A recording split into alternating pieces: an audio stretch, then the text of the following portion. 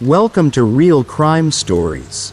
Sit back, relax, and enjoy the rain as you dive into tonight's chilling tale. If you love true crime and horror, don't forget to like, share, and subscribe to support the channel. Now, turn off the lights and let the story begin. Story. I woke up to an emergency alert on my phone. Now there's creatures outside. I woke up to an emergency alert at 6 a.m. this morning on my phone. Checking my phone, the alert read, "Go indoors immediately and remain inside. Await further instructions." After living here for almost 10 years, I've only ever received a handful of emergency alerts, which all presented themselves as tests for the emergency alert system. Generally, I live my life pretty freely and don't take life too seriously. Unfortunately for me, this means I'm not the type of person who prepares for the worst to happen, which I now realize is what I should have been doing. I thought to myself, better safe than sorry, so after getting out of bed, I immediately headed downstairs and checked that both the front and back doors were locked and deadbolted. I live alone and always lock my doors at night, but I needed to verify this simply for sanity's sake, even if I didn't know exactly what was going on.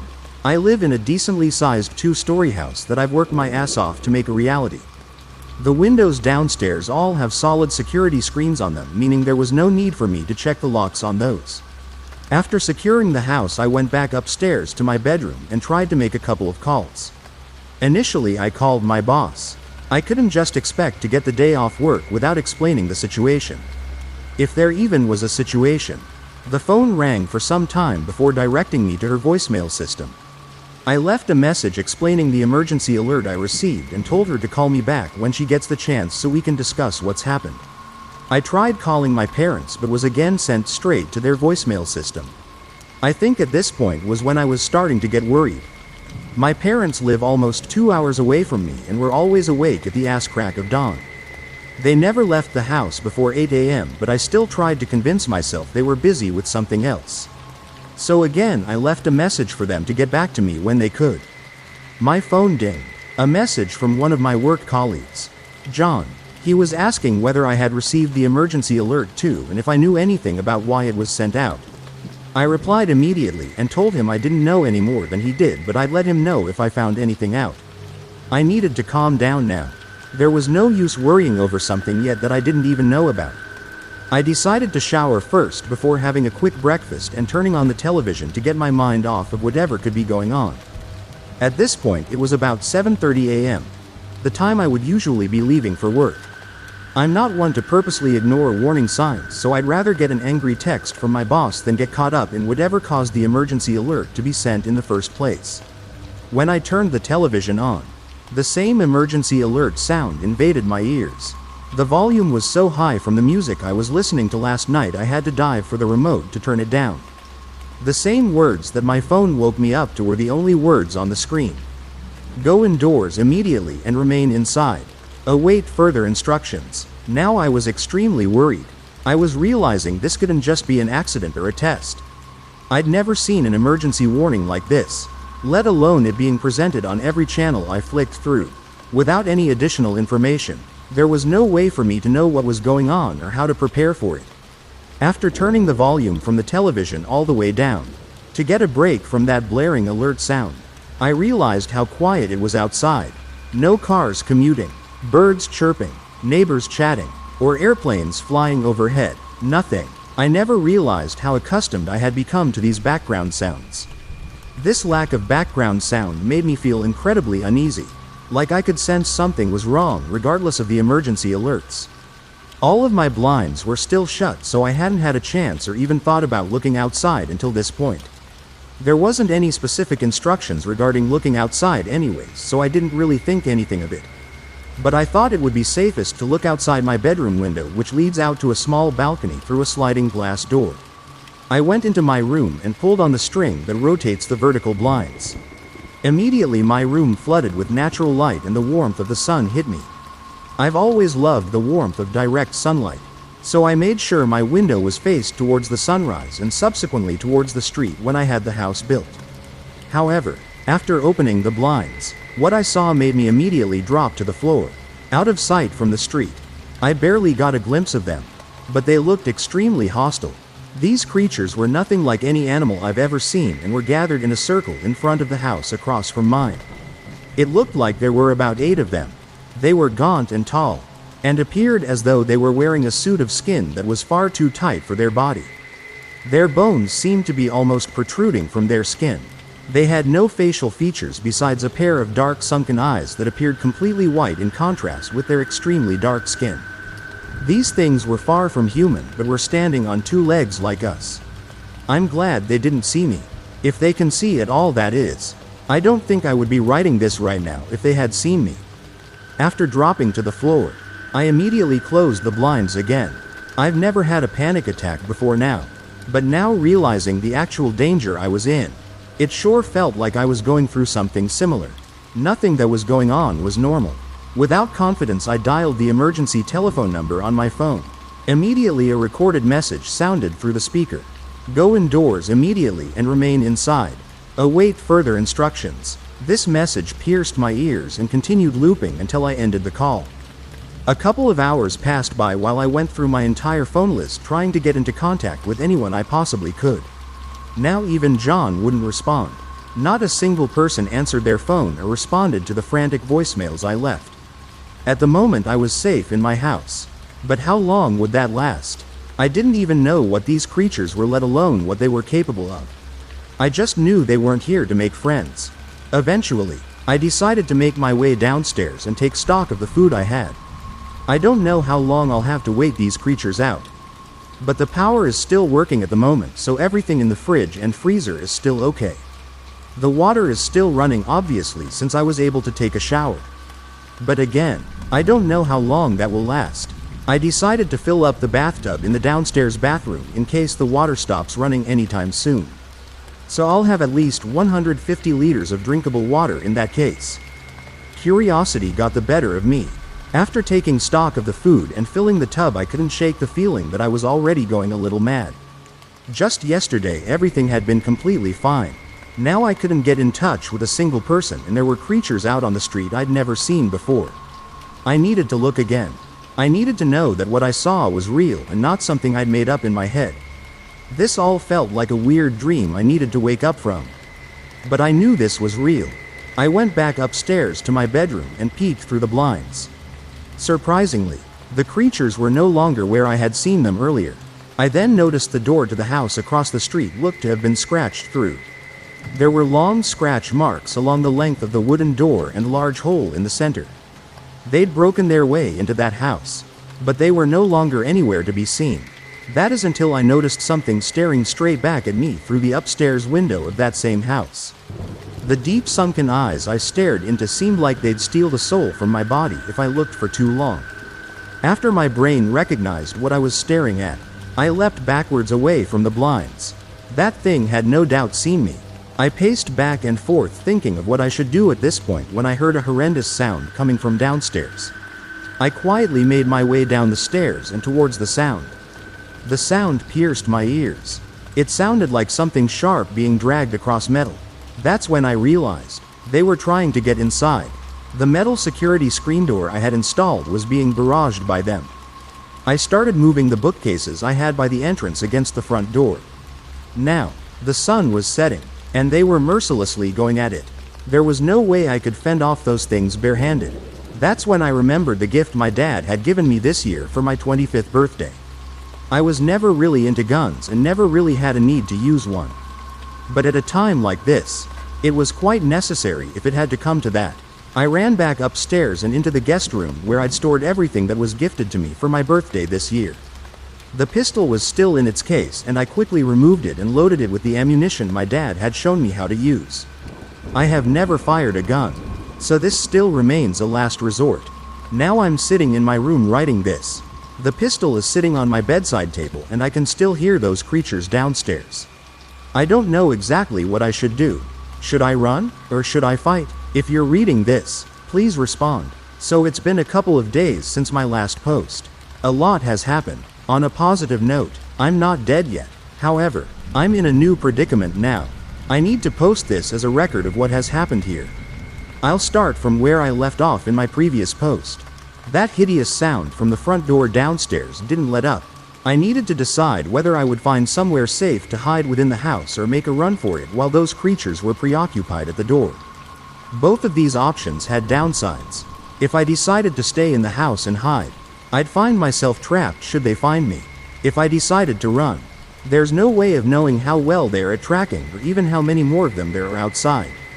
I also have no experience shooting a gun, so I felt as though an enclosed environment would give me the best chance of landing a shot should it come to that. But then again, there's no telling whether a bullet would stop them or not. I do have an attic that I hope would be difficult to reach by those creatures. The opening is in the second bedroom and requires a ladder to get up. Fortunately, I painted that room earlier in the year and borrowed a ladder from my father, which I forgot to return to him. With this plan in my head, I immediately put it in action. I needed to gather food and water before going up there, but I didn't know how much time I had left before they broke through the door and makeshift barricade. The bottom of the stairs are right by the front door, so if I couldn't get back to the stairs in time, I'd be dead for sure.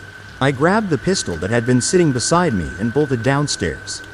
And then I realized these creatures weren't just bombarding the front door. The sound of metal scratching on metal came from the windows too. Never have I ever been so thankful that I had security screens installed on those windows too. But I couldn't imagine they would hold up for much longer. I had no time to screw around. With haste I headed towards the kitchen. A lot of the food was still on the counter from when I was taking stock. I grabbed a couple of shopping bags from the pantry and scooped whatever I could from the counter and filled the bags. Not forgetting to grab the can opener. I grabbed it too from the utensil drawer. I predicted all the food I had would last me about 2 weeks if I stretched it out. But I didn't have time to gather everything, and I wouldn't be making a second trip down here anytime soon. Water was more important anyways. Without water, I wouldn't even last a week. The only thing I could think of was to fill all the water bottles I had and hope they would last me until these creatures moved on. I rummaged through the cupboards and found 4 different water bottles of varying sizes and filled them at the tap as fast as I could before throwing them in the bags with the food. These bags were heavy now. I placed the pistol in my waistband and lifted the bags. Running towards the staircase, a loud crash came from the kitchen window behind me. Not like what I'd already been hearing. It sounded like one of them had gotten through the security screen. I didn't have time to look back and honestly was too scared too. Hoping I'd make it in time, I dashed up the stairs as fast as I could and ran straight for the spare bedroom. I slammed the door behind me and quickly locked it, knowing full well that a thin bedroom door wouldn't stop those things. I dropped the bags and grabbed the ladder that was laying on the ground.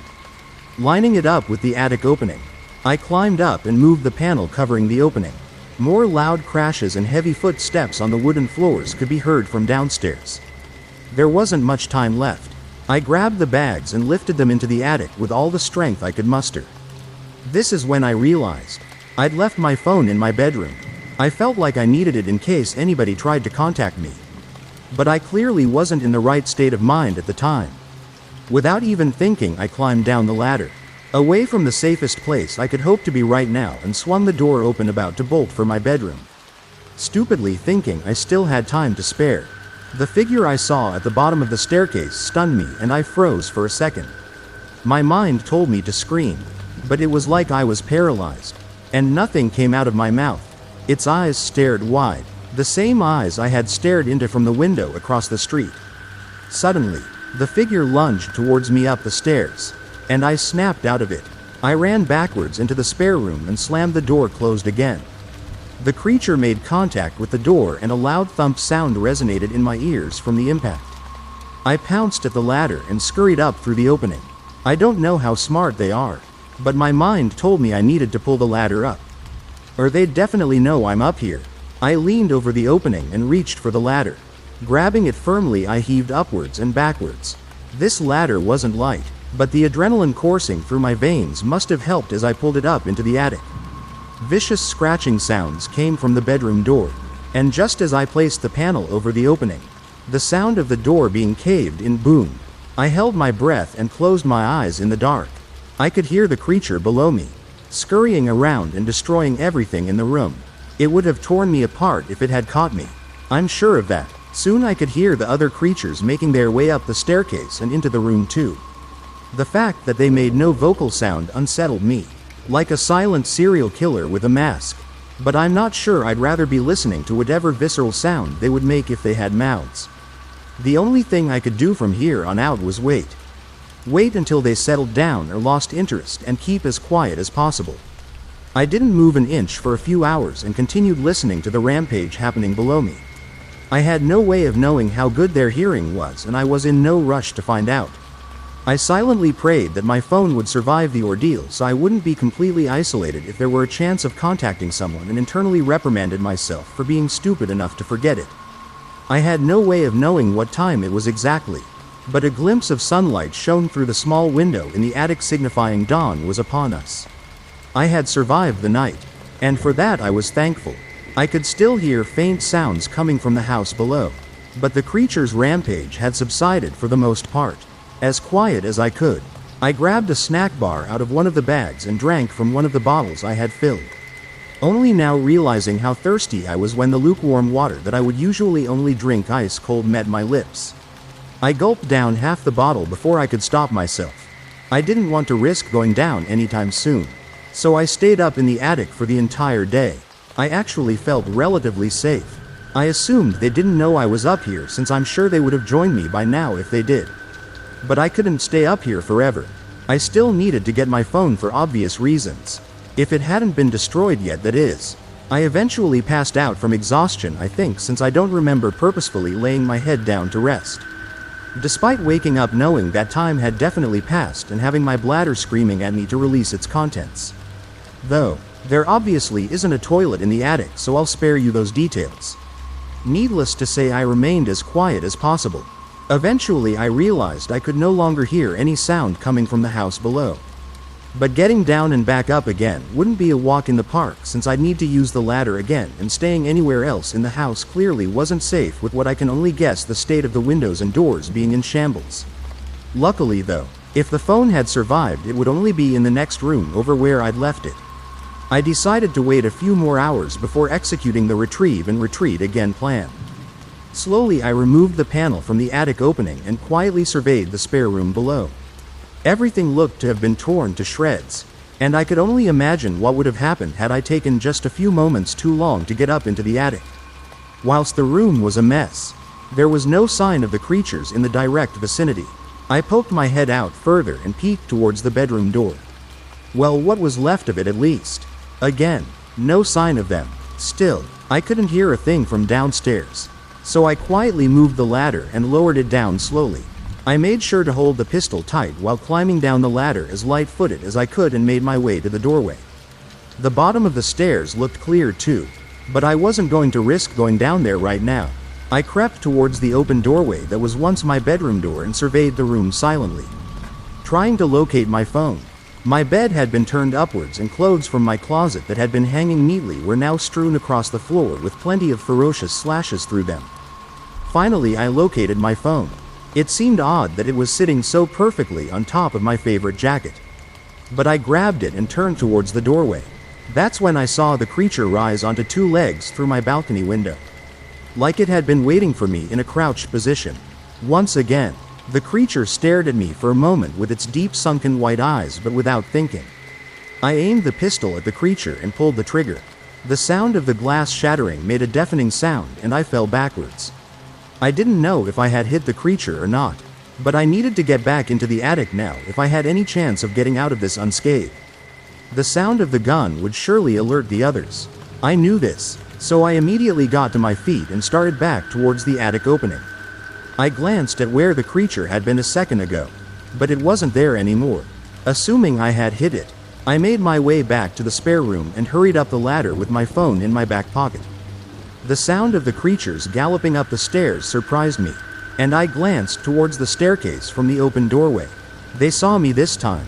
I hurtled up into the attic and kicked the ladder out from under myself.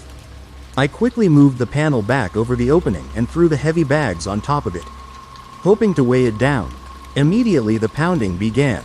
Pulling my phone out of my back pocket, I unlocked the screen. Another emergency alert flashed on the screen. It read, "Seek nearest bomb shelter immediately. Saturation bombing inbound. ETA, 1503 p.m. The clock on my phone showed the time as 12:30 p.m. If you're reading this right now, please respond. Reading the emergency alert on my phone. My heart sunk. I had just 2.5 hours to make it to the nearest bomb shelter. With those creatures relentlessly pounding on the attic access panel and only the small attic window as an escape option, my chances of making a safe escape stood at almost 0%. But I wasn't about to give up. The nearest bomb shelter I knew of was nowhere near where I lived, with no way of knowing how many of those creatures were roaming around outside. I wouldn't stand a chance of making it there on foot.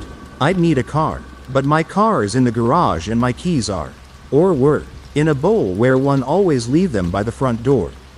It would be far too risky to go back into the house if I managed to escape, as I'm sure I would need time to find them considering the state of just my bedroom, and time is something I don't have a lot of.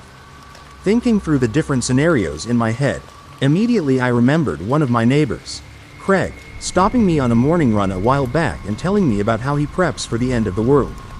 Something I definitely thought he was crazy for at the time and forgot about almost completely not long after he told me. I never thought anything like this would ever happen. He told me he had a bunker installed under his house about a year ago with enough food to last a family of 4 for a year. Despite him living alone, his house is a couple down from mine, but I never actually saw anything being installed. At this point though, this was the only chance I had at making it somewhere survivable before the bombs hit. I needed to get to his place ASAP, and I had only one option of getting out of the attic. Immediately I made my way over to the attic window. It was small but slid open in its entirety from the bottom, so I guessed I could manage to squeeze out. Luckily I never had security bars installed on it. I needed to do this without alerting any of those creatures if there were still any outside the house. Whether they could climb, scale the house or not, I prayed for the latter. I popped the window open slightly and peeked out. The window faced towards the neighbor's house and in the same direction I needed to go. The way the house was designed meant I could lower myself onto the roof of the lower level of the house once I got outside and not have to drop all the way to the ground and probably seriously injure myself in the process. From the window, I couldn't immediately see any of the creatures in the vicinity. I forced the window open as far as it could go and propped my leg up and out. Once one of my legs were out, I hunched down and moved the rest of my body through the opening, followed by my other leg. Holding onto the window sill, I faced the wall and lowered myself slowly till my feet met the roof of the lower floor. The roof tiling was solid, but I didn't trust myself enough to not slip and fall off. So I lowered my body onto all fours and crouched down. From here I could definitely be seen from the street whether I was crouching or not. So I immediately moved further towards the back of the house. I guessed it would be a lot more likely that there would be more of those creatures on the street rather than in my backyard. I was right. I scanned the backyard from my vantage point and didn't see any of the creatures. However, I could still hear the creatures pounding on the attic panel, which would likely attract more of those things if they were attracted to sound. This also meant those ones were still preoccupied and I still had time before they figured out I wasn't up there anymore. I carefully made my way towards the gutter pipe, which traversed the length of the house from top to bottom, and made one final scan before lowering myself onto it. Sliding down the pipe, I tried my best to stay quiet. However, the worst thing that could possibly happen at that point occurred. The fixtures that secured the pipe onto the wall came loose.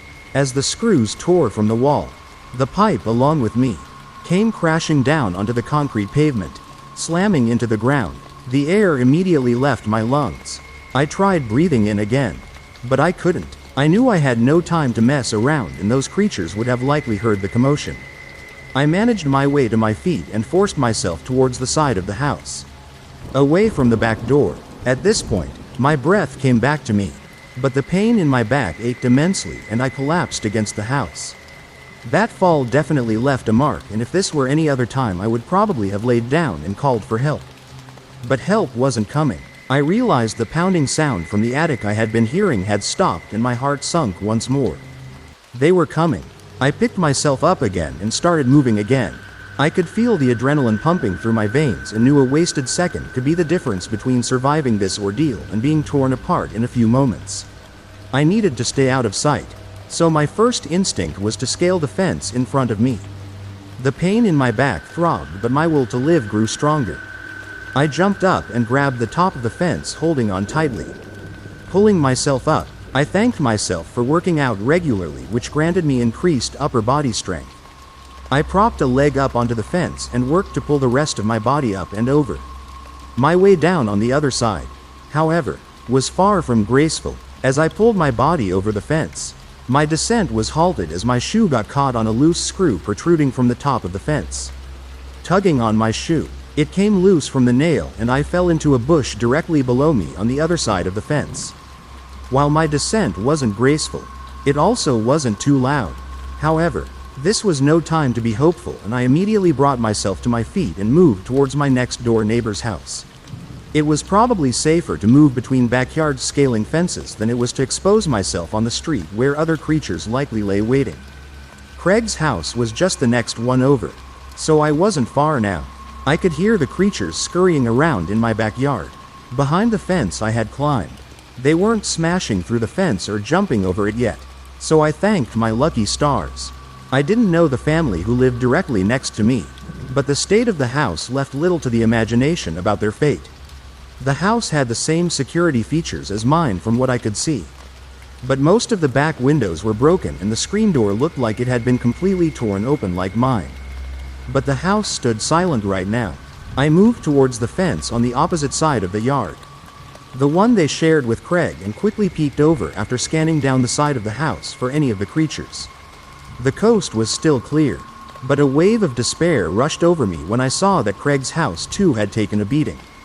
It seemed like no house on my street had been left untouched at this point, and I was just one of the lucky ones who was targeted last. Without knowing the full behavior of these creatures, there could very well be one of them still lurking inside his house. It also dawned on me that it was likely Craig had already entered and sealed the bunker he had built for exactly this type of scenario. Whether or not this was the case, it was still my last hope, and I'd rather die trying than die doing nothing at all. Whilst his house was beaten like the others on the street, Craig's yard was clear. I made my way over the fence like I had the other, but this time being more careful not to get snagged on anything. I stayed low to the fence, not wanting the creatures in my yard or anywhere else to catch a glimpse of me, and landed safely on the other side with a quiet thud on the bare dirt. The house was about the same size as mine, but I'd never actually been inside, so the location of Craig's bunker was still to be determined. The upside of his house already being invaded meant that I wouldn't have to do any breaking and entering myself. Just entering, the back door had been torn completely off its hinges and lay on the ground outside the entrance. I moved towards the house and listened carefully for any sounds inside. The only sound I could hear was a banging from the direction of my house. That's when I realized it sounded like the creatures were pounding on the fence I had first scaled. I don't know what caused them to come in this direction, maybe just dumb luck, but I knew it wouldn't be long before they made their way towards me. I removed the handgun from my belt and raised it in front of me before moving swiftly into the open doorway with light footsteps, avoiding making unnecessary sounds that would likely be heard from anyone or anything that remained here. My plan was to look for a basement. I guessed this was the most likely place a hidden bunker would be situated inside a house. The back door entryway led directly into a laundry area, where shattered glass was strewn across the floor. Directly connected to this was the kitchen, which I scoped out carefully before entering. The glass on the floor made me very cautious of where I placed my foot. The large pieces of glass would likely not be quiet if shattered further. A loud sound bellowed from outside, making my heart skip a beat. It sounded as if the fence had been bowled over and hit the ground. I had no time to waste if they were getting closer already. I quickly moved through the kitchen and made my way into an open living room. The furniture had been completely torn apart, and the floor was littered with bits and pieces of wood, glass, and other miscellaneous materials. A number of doors led out of this room, any of which could be hiding a way down.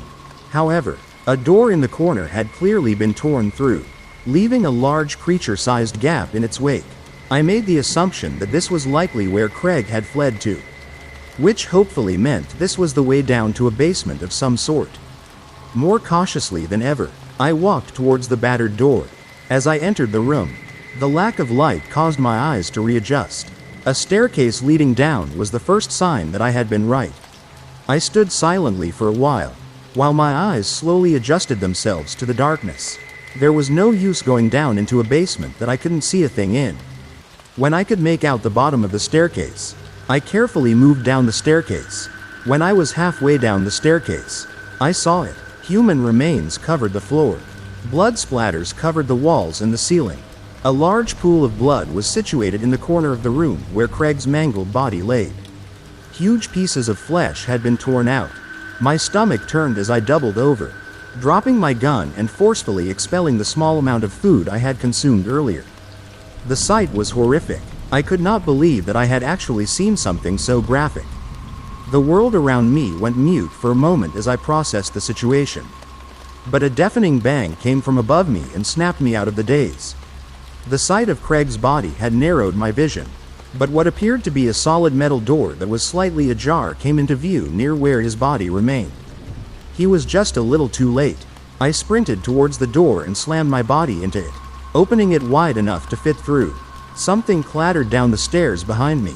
I glanced back and once again saw a gross creature and its large eyes staring deep into my soul. It was coming towards me faster than I had imagined, and my gun remained at the bottom of the staircase where I had so foolishly dropped it. Without thinking, I heaved the door closed with all the strength I could muster and spun the handle. The sound of the creature slamming into the door could be heard as the metal bolts locked the door in place. It's been a while. I heard the bombs drop about an hour after my last post. The bunker shook so hard I thought it was going to collapse on me. But after the last explosion, the walls and the ceiling remained solid. Without Craig and his prepper tendencies, I wouldn't be alive right now. I didn't know him too well, but I can't let his death be in vain. When I first got in here, the creatures continued pounding on the door relentlessly, but to my relief none of them had managed to make their way into the bunker before I did. After the final bomb dropped, the outside world went silent. From inside the bunker, it seemed like the creatures hadn't even made a dent in the thick metal door that separated me from them. After hours of listening for any activity outside the door, I collapsed onto the bed. Craig had installed a single cot which wasn't particularly comfortable, but with the sense of a seemingly safe environment to lay down in and the fact that it was a hell of a lot more comfortable than the wooden floor in the attic, I managed to fall asleep. I had vivid nightmares of the creatures that night and woke up in a cold sweat. I opened my eyes and was looking directly up at the ceiling. I tried to lift my head, but something stopped me. My body was stiff and rejected every signal I gave it to move. It felt heavy, like gravity had increased tenfold and I was stuck. That's when I noticed in the corner of my eye the dark figure that stood in the opposite corner of the room. Its shadow cast by the small battery-operated light on the wall next to me. I struggled to make out who or what it was that had found its way into this safe place I thought I had secured. The figure started moving towards me and my heart skipped a beat. The figure's face became illuminated by the light, and its huge sunken eyes stared back into mine. I wanted to scream. I wanted to jump out of the bed I was helplessly lying in and do something about the situation I had found myself in. But the closer the creature got to me, the less control I felt I had over my own body. Its tall form reached higher than most professional basketball players, with its head nearly touching the bunker's relatively low ceiling. At this range I could make out more details about the creature. Tightly bound to its thin body, the creature's dark skin appeared charred. Its huge eyes remained the only recognizable characteristic on its face, and its long, sharp, finger-like claws taunted me. The creature arched its head down towards me and its face grew closer to mine. It felt as though the creature was sucking the soul from my body. The sheer terror I felt and the malicious force this creature exuded forced me to squeeze my eyes closed and wait for the inevitable to occur. But nothing happened. Moments passed and I waited, still nothing. I opened my eyes again and the creature was gone. I tried to get off the bed and my body finally responded. The weight that held me down had suddenly lifted. Completely shaken, I examined the place the creature had been before I closed my eyes and found no trace. The creature had vanished, or maybe it was never there in the first place. But it felt so real. I'd never experienced sleep paralysis before, but those creatures had an unimaginable effect on my psyche, it seemed. I couldn't continue sleeping after that ordeal. I got up completely and made the bed. I decided to take an inventory of what Craig had bought for this place. He wasn't lying about the amount of food that he had stockpiled. While it wasn't anything fancy or particularly tasty, It got the job done, and beggars can't be choosers. A huge water tank had been installed in the bunker, which was completely full of potable water. The lights in the bunker were powered by rechargeable batteries, and Craig had obviously never wanted this place to go dark because there were enough in here to last a lifetime. I estimated that if I rationed correctly, I could live for at least a year in the bunker with these supplies. I didn't really have a clue on what to expect about the size and contents of the bunker before getting there. All that mattered before was getting to the bunker in one piece. Literally, the size of the bunker was adequate for a single person, about 4 by 4 meters, consisting of a single living space with everything needed for long-term survival located in the one room. From the bunker door located in the center of the south wall. The bed I slept on prior was situated in the adjacent right corner of the room. The toilet was located in the opposite corner adjacent to the north and east walls, along with all the miscellaneous medical supplies. In the far left corner, adjacent to the north and west walls, was the large water tank, and next to that was where Craig had stored the food supplies in countless numbers of large sturdy containers that towered over me. Additionally, the clothes located in the other corner, adjacent to the south and west wall, were my size, so it meant I wouldn't need to sit and bathe in my own filth while seeking refuge here.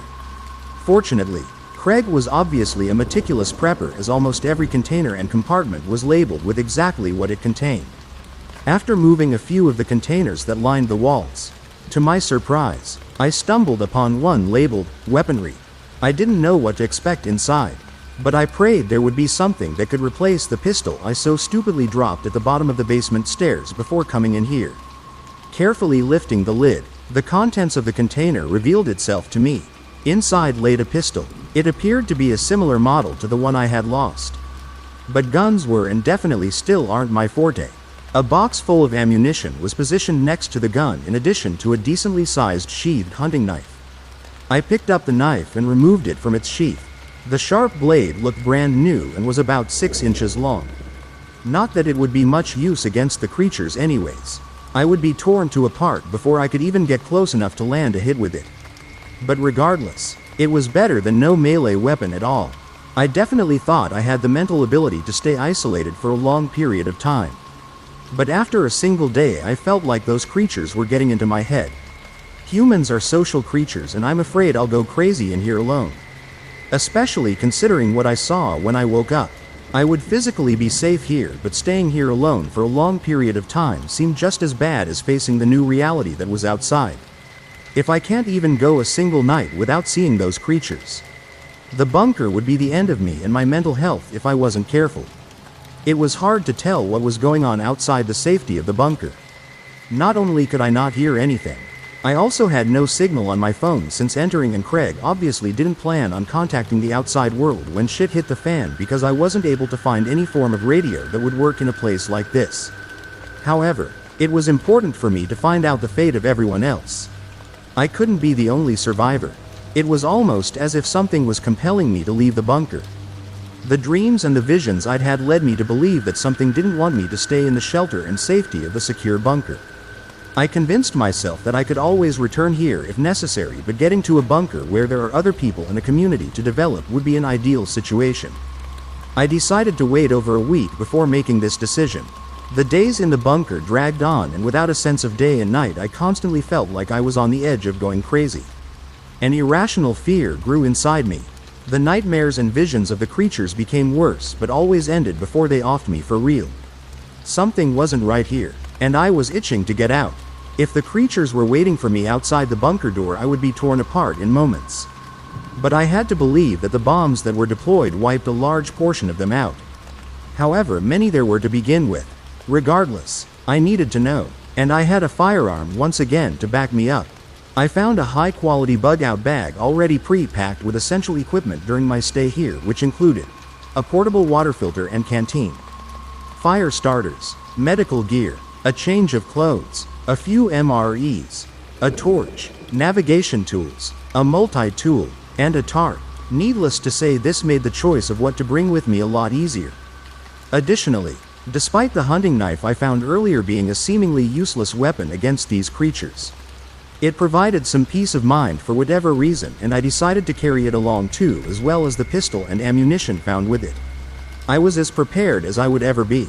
And whether I stayed in the bunker or not, my fate would likely remain the same if those creatures still remained outside. If they survived those bombs, how the hell am I supposed to do the job? The plan was to get out of the bunker safely, find a form of transport, get to the nearest communal bomb shelter where I would likely find any remaining survivors. And when it's safe, I would come back and take all the supplies from the bunker. With the backpack on my back, a stomach full of as much food and water I could fit, and the pistol in front of me, ready to fire at anything that moved when I opened the door. I turned the handle and heard the bolts release. My nerves began to kick in, but what waited ahead of me, I needed to discover. Pulling the door, it cracked open and a cold draft hit me. Opening it further, I inspected the room, which was dark but seemingly empty. I guessed it was still dawn outside, and I looked at my phone to check the time. It buzzed in my hand and the vibration startled me. It was another emergency alert. The emergency alert that had appeared on my phone's screen read, "The creatures have been eradicated. Any remaining survivors should seek aid at the nearest communal bomb shelter." My mind eased as I read the words. It seemed as though the bombs had actually worked, and from where I stood, the coast was clear. I looked back at the bunker and my mind went back to the things I had seen during my stay in there. There was no way I could live the rest of my life in there. The only thing left for me to do would be to obey the message. The nearest communal bomb shelter was located relatively far from my current location, and the trek on foot would be far from ideal. I needed to find a working vehicle that had not been affected by the bombs or some other means of transport. However, if the alert was true, walking would definitely be a possibility. I stepped out of the bunker and the cool morning air hit me again. I guessed that Craig's house above me no longer stood in its entirety, otherwise I would not have been feeling a gust of wind in his basement. The gun I had dropped before entering the bunker, that had landed on the ground at the bottom of the staircase, was no longer anywhere to be seen. The weirdest part about this situation, though, is that Craig's body was missing too. The pool of blood where he had been laying remained, but what was left of him had been moved elsewhere or simply vanished. It was exceptionally weird that the gun and Craig's body would be missing, but these creatures had used a bait trick on me once before, so I decided it would be better to forget about that gun and solely rely on the one I had obtained in the bunker if I happened to still need it. Regardless, I didn't want to stay by the door of the bunker for much longer, and I couldn't only rely on the correctness of what the emergency alert had told me. There was no telling whether the creatures had silently returned or remained here for some time since the bombs had dropped, if they were actually still alive and lurking. I moved towards the staircase, which seemed to be unharmed by the bombs. The entire basement seemed completely intact, for that matter. At the top of the stairs, the door that had once been there was no longer, and the morning light shone through. I slowly began climbing the staircase, waiting for the moment where a lurking creature would pounce on me and end my life. But as I reached the top and peeked out of the doorway, not a single sound could be heard. The house around me was in shambles. The ceiling and walls had been severely damaged, leaving only a skeleton of what this place once was behind.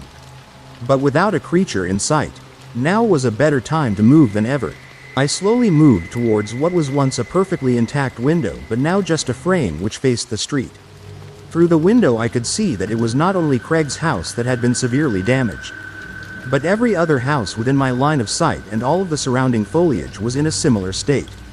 Anything that could survive the impact of the bombs that were dropped would have to be superhuman. There was no way any normal living being could come out of something like that unscathed. At this point, I realized that the likelihood of me finding a functioning vehicle near my location would be next to none, and without the keys to a random person's car that was safely tucked away in their garage, it would be useless. To get there by foot, it would take at least an hour. Maybe even two, depending on the speed I would be traveling. I needed to have faith that there really were no creatures remaining on the surface, or I wouldn't last very long in the outside world. My only other option was returning to the bunker, which would cause me to spiral further into losing my mind. And there was no way I was doing that if there was hope that other survivors waited for me. Human company is what I so desperately needed. Without much of a second thought, I decided to cautiously leave the remains of what was once Craig's house and head in the direction of the communal bomb shelter, where I pleaded only survivors would meet me. Human survivors, that is. The sound of birds chirping and the other background noise that we get so accustomed to was eerily absent, and the charred buildings and foliage gave the neighborhood a mute tone. I thought about humming to myself while walking to my destination, but the thought of a lone remaining creature hearing me from somewhere it had been hiding during the bombs forced me to keep my mouth closed and travel with a light step. Moving towards the shelter, I kept a firm grip on my gun and remained on high alert. Continuously scanning my surroundings, I prayed to not to see a creature peer from a broken window or from around the next corner, and that I would never have the misfortune of looking one of those creatures in the eyes again. The eyes of those creatures had already been scarred into the back of my mind. I thought back to the first time I had locked eyes with one of them through my neighbor's window. Even the image in my head caused me to feel extremely paranoid. Almost as though I was being watched from afar or stalked, but there was no obvious signs that this was actually the case. About 3/4 of the way to the shelter, I began letting my guard down. I had almost completely convinced myself that there truly were no creatures remaining here, because I surely would have run into one by this point if the alert had been deceptive or inaccurate. I felt safe for the most part and holstered the gun I had been holding in my waistband to rest my arm. I glanced behind me as a simple precaution, and what met my gaze sent a shiver down my spine. A dark figure swiftly moved behind a fence a few hundred meters down the street from the direction I had come. My heart skipped a beat. There was no doubt in my mind that the figure I had just seen was one of the creatures. I froze for a moment and kept my eyes on where I had seen the creature disappear. A few moments passed, and I tried to convince myself that my mind had simply been playing tricks on me. Had I actually seen that figure, or was it just something my mind had created out of paranoia? Moments later, however, the creature's face peeked from the fence it had disappeared behind, and its eyes locked with mine like I had hoped would never happen again. My mind suddenly flooded with images of the creatures, and the image of Craig's mangled body appeared in front of me. Screaming in horror, I broke my gaze from the creature's huge, deep, sunken white eyes and swiftly turned around towards the shelter.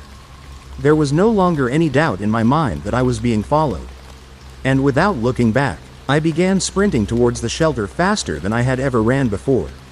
I couldn't hear anything behind me, but I had no desire to look back and experience what those creatures had just done to me once again, or even slow down for a second. Continuously, I braced myself for a swift slash from behind that would end my life, but was yet to come. My gun was once again grasped tightly in my hand, not wanting to drop my weapon for a second time. Sprinting had closed the gap between me and the shelter. I turned onto the street on which it was located, and now only a few hundred meters of open street stood between me and my new safe haven. The large yellow sign that declared the purpose of the building I was heading towards came into view. But I then realized that the doors to the shelter were closed, and there was not a single person waiting for me outside. I had no other option but to pray that there was someone on the other side willing to open that door for me. A gut feeling took over, convincing me that the creatures were right behind me, ready to mangle my body like what was done to Craig, and compelling me to turn around and look. I turned around while still moving towards the shelter door, and to my bewilderment the coast was clear. I stopped dead in my tracks for a moment, truly debating whether or not I had already gone mad. There was no way what I had seen wasn't real. I couldn't believe that. I turned again back towards the shelter and noticed the door was open, and that a man that was stood just outside of the shelter was waving me over. The man yelled at the top of his lungs for me to run. Swiftly, I checked behind me again, and what I saw made me feel as though I was going to have a heart attack right then and there. A huge horde of those creatures charged in my direction, quickly closing the gap between me and them. Purposefully, I avoided looking at their faces, and without a second thought, turned on my heel and raced towards the door. The man swiftly moved back into the shelter, and, for a second, I thought he would close the door before I made it inside. But to my relief, he kept it open. A moment after I stepped inside the shelter, the man slammed the door shut behind me, but a huge thud on the other side caused it to open again slightly. A barrage of loud thuds came from the other side of the door, and I slammed my body up against it, trying to close it again far enough to lock it in place. Just then, a huge effort from the creatures was made, and the door swung completely open, sending me tumbling down a staircase. Adrenaline rushed through my body, and the pain from falling down the stairs was masked by the fear that those creatures had just breached the door to this shelter. I looked up the staircase I had just descended, and to my dismay saw the creatures violently tearing apart the man's body who had helped me moments ago. All of the hope I once had was lost at this point. But I struggled to my feet and jolted towards a door that appeared to separate the exit from the main living area. Tumbling through the door, I was shocked to see dozens of other people crowded on the other side of the room. Some of these people were trembling on the ground and others were yelling complete gibberish. I quickly turned back around and slammed the door closed. This door was not one that could take much of a beating. But I believed that any time I bought could help me. Without thinking, I started dragging any furniture that wasn't bolted down in front of the door, trying to form a sort of barricade to slow the creatures down. A young girl's voice screamed from somewhere behind me asking where her dad was. I could only assume that her dad was the man who I had just seen die right in front of my eyes. I started yelling for the people to help me and that the creatures were going to get in here if we didn't move fast, but not a single person moved from where they were. Another loud voice bellowed from behind me, from a woman this time, blaming me for dooming them all and damning me to hell. A sudden rush of realization hit me. I understood exactly why this had happened. Those things wanted me to come out of Craig's bunker. They wanted me to lead them to the other survivors, and that's why they had been stalking me on my way here. They were not allowing me any other option but to get to where I now was. But the emergency alert I had received, was that another one of those creatures' mind tricks too? Like what I thought I had seen whilst seeking refuge in the bunker, was that really sleep paralysis or something more sinister? It was clear that the answers to these questions would remain unanswered. After piling what I could in front of the door, I moved backwards towards the other side of the room. The people behind me continued yelling at me while I looked around for any other way out of this situation. Swiftly, I spotted a door to my left that had been left slightly ajar and ran towards it, hoping for something that was never going to happen. As I swung the door open, I realized that it was only a small storage area. A loud bang came from behind me and I turned around. The furniture that I had stacked in front of the door had been sent flying across the room, and without thinking I moved quickly into the storage area I had come upon. Screams from the other side of the door bellowed throughout the enclosed area and were soon replaced by the sounds of flesh being torn apart. The storage area I'm in has no alternate exits. No way out. It won't be long until those creatures find me in here. And there's no way I have enough bullets to even cause a dent in the numbers they have. This will almost definitely be my last update. The only solace I have now is the fact that I'll be saving a bullet for myself. For anyone else who receives the emergency alert that I did, I'll pray for you. Good luck and goodbye.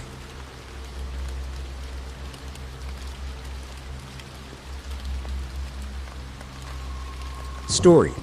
My job is watching a woman trapped in a room. 3 years ago, I was looking at the local job classifieds online when one of the ads caught my eye. Not because of what it said, but because it said so little. Best I remember, the ad just read, "Job available. Good pay. No benefits. Discretion required." It then listed an email address and that was all. At the time I was managing a music store. But I had already started hearing rumors we would be shutting down within the next year and the likelihood of a transfer to another store was slim. I had been morosely looking at job listings for the last few days. But this was the first one that stood out, if only because I was bored and it was weird. So I sent an email. Half an hour later I had a response, telling me to go to a particular office building in an upscale part of the city at a precise time for my screening. I went, and after waiting for a few minutes in the lobby, I was taken into an office where I was given a series of forms and questionnaires to fill out. They collected them and told me they would be in touch. I had almost forgotten about the whole thing until a month later I got a call saying I had moved on to the second stage of the hiring process. I was again given an address and time. And when I arrived, this time it was a different nice office park 20 miles away from the first one. I was met by a man who introduced himself as Mr. Solomon. He escorted me into a large room that contained a chair and a desk. On the desk were 2 large monitors, a keyboard and mouse, and a bolted-down metal box with 2 oversized buttons on it, one red and one green. He told me this room was a model for the place I would be working if I took the job. He described the job as follows. I would be working 7 shifts of 6 hours every week. My job would be simple. I would arrive at work 10 minutes early and enter an outer area that was like a locker room. I would have my own personal locker. I would store all belongings in the locker and change into the provided work clothes. I was never, under any circumstances, to carry any item of my own into the surveillance room. I was never, under any circumstances, to take any item with me from the surveillance room. As for what I was to do in the surveillance room, I was told that the monitor on the left would constantly show a live stream from a high-definition camera in a remote location. My job was simply to watch the camera. Once an hour I would get onto the computer attached to the right monitor and enter a brief log describing anything interesting that occurred in the last hour. I would have no pens or pencils or paper, and I should never try to take any kind of written notes about the work. As for the red and green buttons, the red button was only to be used if there was an emergency. This meant something on the video or in my workspace that required outside help. The green button was to be hit if I saw something on the video feed that was particularly noteworthy.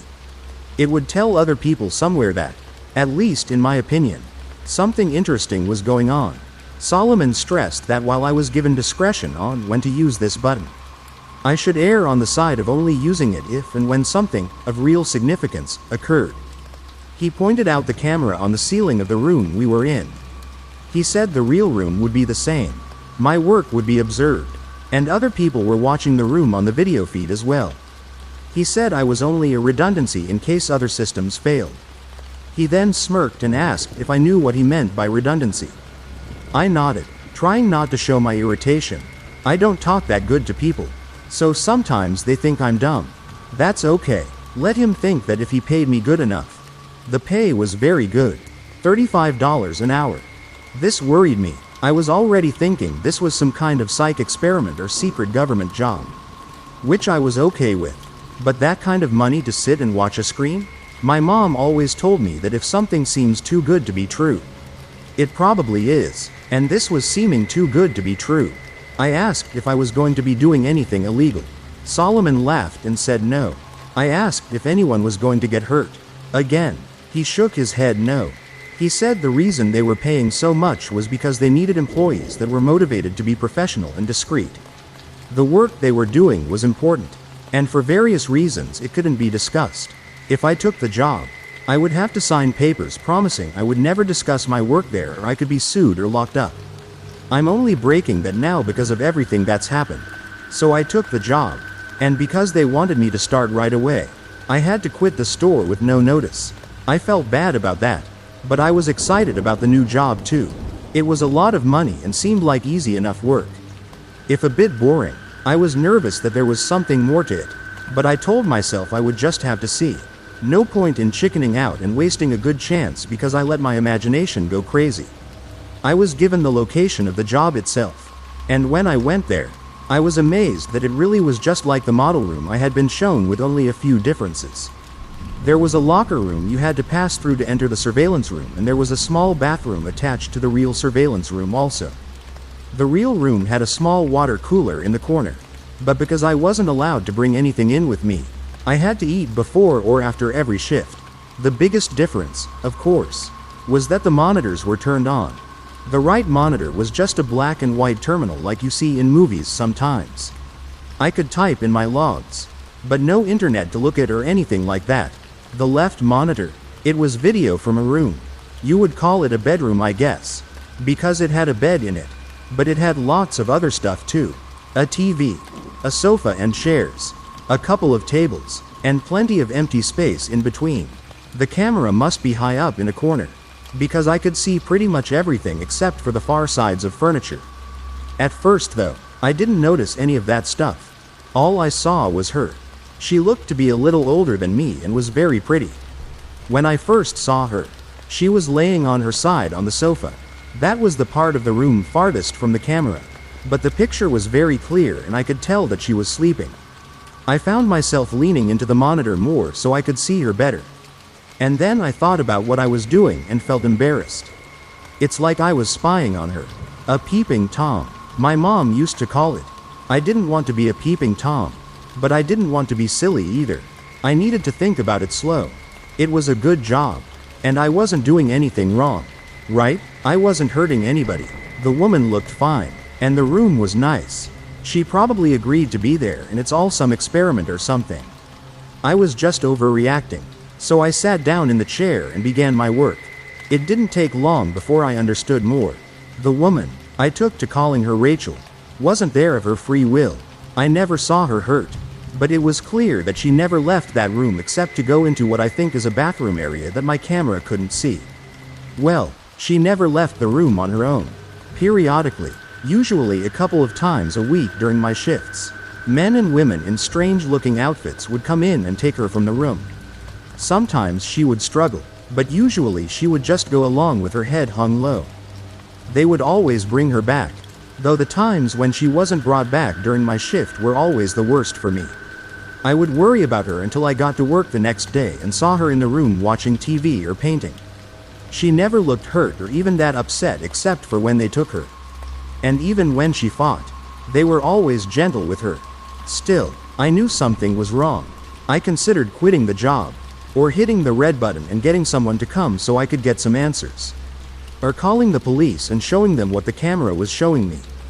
Except I was scared of losing my job, and scared of what these people might do to me if I quit or told on them. Solomon had told me when I took the job that part of being discreet was not asking questions. I would never be asked to do more than I had already been told. But I could never tell anyone what I did or saw, and I could never ask questions about what I was doing or why. So I made excuses. It was all an experiment. She was crazy or sick and they were trying to help her. She was doing a job just like I was. Or if she really was a prisoner somewhere, at least I was watching to make sure that she was okay. If they ever tried to hurt her, or I saw that she really didn't want to be there for sure, I could get help then. In a way, I told myself, I was helping to protect her by watching. I don't expect you to think much of my excuses. I don't think much of them myself. Especially now. But in my defense, when things change, I didn't ignore it or try to explain it away. I knew something had to be done. Rachel would usually paint for an hour or two every day, and it seemed to always be during my afternoon shifts. The room had no windows as far as I could tell, but I guess she either used a clock or her own body's time to keep to a kind of schedule. I always liked to watch her paint. The thing she was painting was always facing the wrong way for me to see it. But I could see her face as she worked. She always looked peaceful and happy when she was painting, and seeing her that way, smiling serenely from time to time as she got something the way she wanted it, always made my day. I first noticed something was wrong when she started painting more frequently a few weeks ago. Her expression was more focused and serious, and there was a tension to her movements that I wasn't used to seeing. At first I thought she was just really trying to work hard on something, and I wanted to tell her not to worry. Every few weeks the others would come in and take the old paintings out anyway, bringing in a new stack of, I think the word is canvas. But it was more than her being focused. Something was wrong. She didn't look happy and she was going for hours at a time. In the span of 3 days, she had finished 4 paintings. I had been growing more and more worried watching her work, and when she finished the 4th, I found myself telling her to just stop and rest a while. I had grown accustomed to talking to the monitor, talking to her in my own way, but she didn't stop. Instead, she began moving the paintings, arranging them on the back and seat of the long sofa at the far end of the room. This was the first time I had gotten to see any of the paintings. Even when the others were taking them out, they always seemed to be turned away from the camera.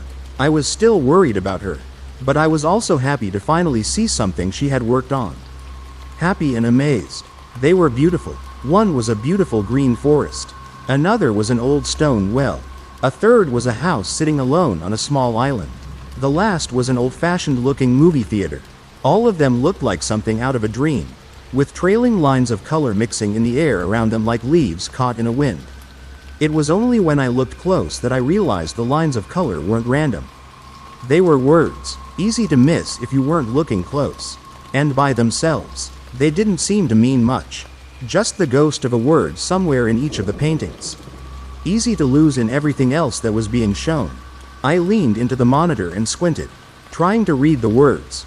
Then my heart started thudding as I made them out, blinking and rubbing my eyes. I looked again, reading them out loud in order, left to right. Top pair then bottom. Please, help me, Thomas. I pushed back from the monitor, my hand over my mouth. I didn't know what to do. I didn't know how any of this could be happening. It wasn't just that she was asking for help, though that was a big part of it. It was that my name is Thomas.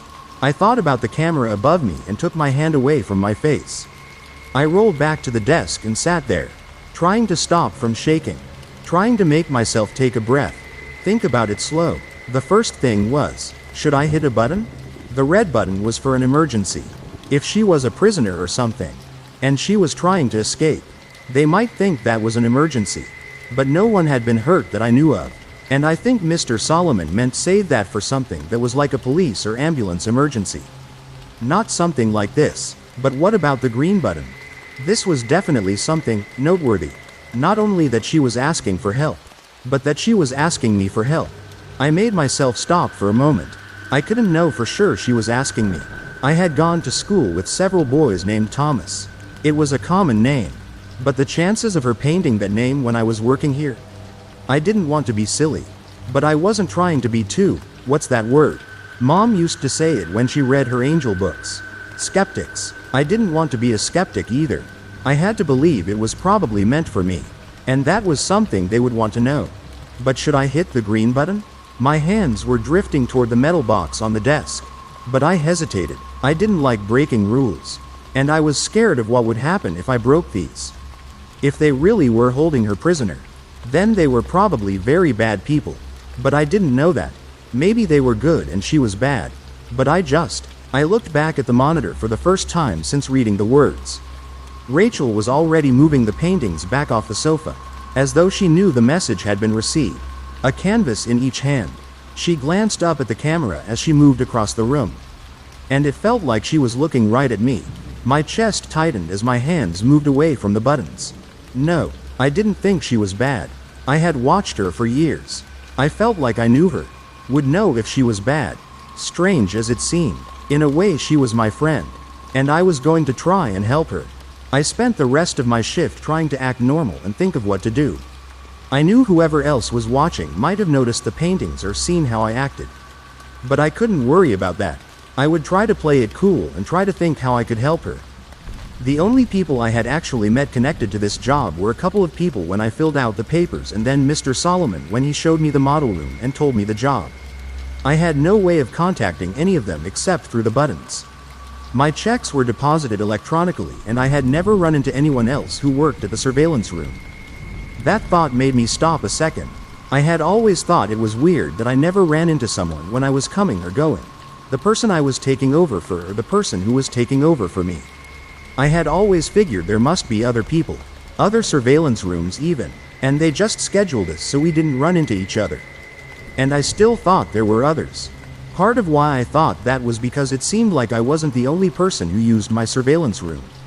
The water cooler, the toilet paper, the soap, they all seemed to go down faster than I think I was using it by myself. If that was true, maybe I could figure out who they were. And maybe they would be safer to talk to than whoever it was that I worked for. I got off work at 8 that night, and instead of grabbing some food and going home, I drove my car around the block and then parked down the street from the building where I worked. Nothing had changed while I drove around for a minute.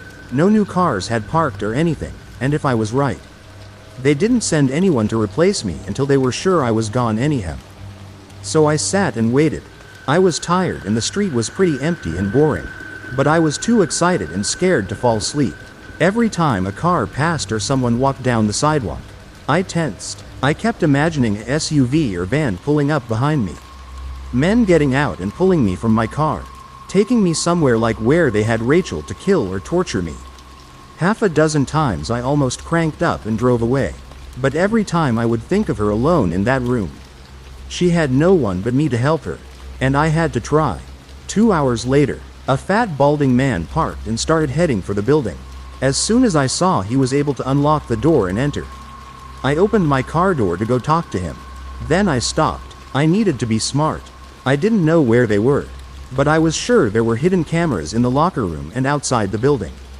If I go running in there and confront that guy, they'll know for sure that I'm up to something. Sighing with frustration, I shut the door back and waited until his shift was over. I considered tailing him like in the movies, but I was scared I would just lose him or he would call someone for help. So I waited until he was walking back to his car after a 6-hour shift. Hopefully far enough away that the cameras wouldn't see. And then I met the man I came to know as Charles Jefferies. Hey, man, can I talk to you for a minute? His back was to me and he just waved his hand absently without looking up. Sorry, I don't have any money. Have a good? He froze as he glanced back at me while talking. Oh God, no, you need to get out of here. Kid, we aren't allowed to talk. I could tell he was scared, but I couldn't risk letting him go yet. Not after all this. I stepped up and pushed the door back shut as he was trying to get into his car. So you know who I am? I tried to not sound mean, but I could hear how mad I was in my voice. He yanked at the door again, but I was still holding it, and I was stronger than he was. After a second, weaker tug, he turned around, his face strained and tired looking. Yeah, I know who you are. You work here just like me, and I'm telling you, we aren't supposed to be talking. We aren't supposed to meet. Ever. I frowned. Mr. Solomon never told me that. He never said it was one of the rules. The man shook his head. Mr. Solomon. Yeah, well, there are plenty of rules they don't tell you. I bet they didn't tell you what you were going to be watching before you started. Did they? When I just lowered my eyes. He went on. Yeah, me either. I've been at this job for 10 years. I've seen other people come and go. Usually because they broke one of those rules they never mentioned.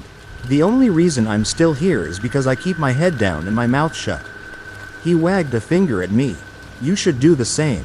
If it's not already too late. I felt my stomach curling into a cold knot. Too late? The man rubbed his face. Kid, do you think they don't know we're talking? Do you think anything happens that they don't know about? He looked back toward the building. A look of sadness and fear in his eyes. Hell, for all I know, you've already killed us both.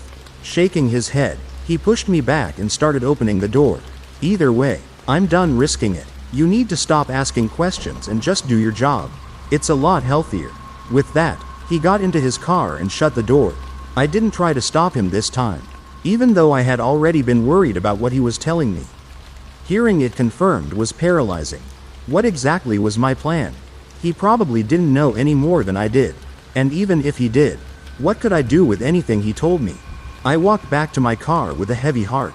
I was still afraid, but more than that, I was sad and ashamed. I wanted to help Rachel, but I wasn't sure how. I wasn't giving up, but as I drove back to my apartment, I couldn't think of what I should do next. This wasn't a movie. I wasn't a hero, and the only ideas I had left were to either go to the police, who might be controlled by whoever I worked for, or try to get proof of her being held prisoner myself. As I parked my car and walked into my apartment building, I made a decision. Unless I thought of something better overnight, I would do both ideas. Tomorrow I would break the rule about carrying anything in. I'd use my phone to record a video of the surveillance room, of Rachel and how she was trapped somewhere, and of me telling everything else I knew, and I would email it to every newspaper, website, and internet channel I could think of. I'd then go to the police and give them a copy too if I could make it that long without getting caught. Maybe if I did all that, even if they got me, someone would help Rachel. I was filled with worry and dread at the idea of being hurt or killed. A part of me kept saying I should just do as I was told and hope that it all went away. But I couldn't live with myself if I did that. Even if I messed up, I felt like I had to try. I was so preoccupied that I didn't hear the person coming up behind me as I unlocked my apartment door. Thomas? I turned around and felt my legs weaken as I stumbled back against my door. I had to be dreaming or crazy. I grabbed the doorknob for support as I looked at the woman in front of me. It couldn't be her, but somehow it was. Rachel? She hesitated a moment before breaking into a smile. Is that what you call me? I like it. My name is actually Melanie though. I felt my face reddening. Of course her name wasn't actually Rachel. That was just something I made up in my head. Still, my embarrassment couldn't keep up with my confusion and joy. Is it really you? She nodded. Yeah, it's me. Rachel, Melanie grunted as I stepped forward and started hugging her. Laughing, she hugged me back for a moment. But then she whispered in my ear. Thomas, we need to talk, and not out here. Can we go inside? I broke away and nodded, wiping at my eyes as I tried to finish unlocking the door with a shaking hand. My heart was pounding and I still felt like I was in a strange and wonderful dream. But when we had gotten inside and sat down on my living room sofa, I forced myself to focus on the biggest question I had. How? Melanie had still been smiling as we sat down. But now she looked worried and sad. Thomas, that's what I'm here to tell you. Things aren't like you think they are. They never have been. I frowned, a new line of fear cutting through my happy haze. What do you mean? She held the bridge of her nose for a moment, looking down like she was trying to figure out how to say whatever it was she had to say. Thomas, you're part of a psychological experiment. I've been a part of it for longer than you have as one of the actors. And I still don't know all the details. I'm pretty sure it's run by some government agency. And I know they're investing a lot of money and time into it. But for what reasons, that I'm not so sure. I realized I was wringing my hands. No, that wasn't right. It couldn't be right. This was some kind of trick. Melanie went on. What I do know is that you're being watched as a long-term subject. They have constructed this whole scenario where you do a secret job watching someone, me, who looks like they might be trapped. They give you instructions and a way of making choices. You've got buttons or something you can choose between. Right? I nodded weakly, my tongue thick in my throat. Yeah, a red one. And a green one. She sighed and nodded. I think they're testing how much you'll obey. What choices you'll make based off of your morals, your intelligence, and your fear. It's interesting. Or at least I thought so when I first joined up 6 years ago. They've never officially given me many details. Just the overall gist. But people talk. The other actors and me. Sometimes we hear things. And we gossip. She smiled sadly. That's what caused me to start feeling bad. I interrupted. Other actors? Melanie's eyes widened. Oh shit. Yeah, sorry. I think they still call him Mr. Solomon? And there are others too. When I just stared at her, she went on. Anyway, for a long time it was just the normal job. Right? I spend 6 hours a day acting like I'm this trapped girl. Mainly faking painting or watching TV. You know, boring stuff. I couldn't help but interrupt again, hating the hurt trembling in my voice. You fake the painting? You aren't really painting those wonderful pictures? Now Melanie looked embarrassed. No, sorry, I can't paint a bit. I'm a pretty good singer though. She tried to smile, but faltered. Reaching forward, she touched my arm. That's why they always have the paintings turned where you can't see them.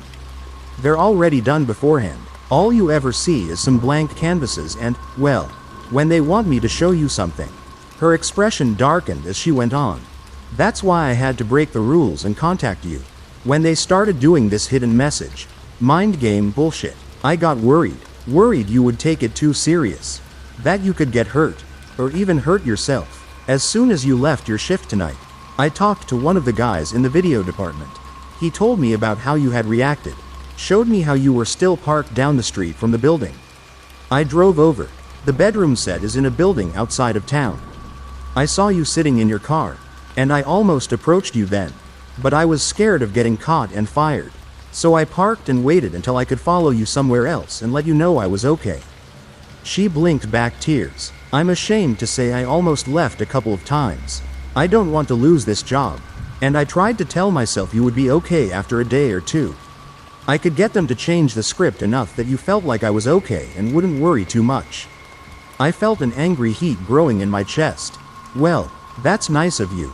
She looked up, her eyes red. I know, I'm a shit. I'm so sorry. I was being selfish and cowardly. But I didn't actually leave. And then when I saw Charlie leaving the building, saw you running over to talk to him, I knew they were escalating it even further. Charlie? Melanie rolled her eyes in frustration. Shit, yeah, sorry. Charlie Jefferies. He's another actor. In an earlier version of the experiment he actually played Mr. Solomon. But they decided he wasn't scary enough. So now he's usually in one of the suits. He's actually done that for your version a lot. You just can't recognize him under all that get-up they wear. I kept curling and uncurling my hands on my lap. It was all too much. I felt like a pinball going between anger and relief and embarrassment and confusion. So all that stuff he told me? That was all just to scare me? See how I'd react? She nodded as she sniffled and wiped her nose with the back of her hand. Yes, I'm sorry. That's why I knew I couldn't wait any longer to tell you.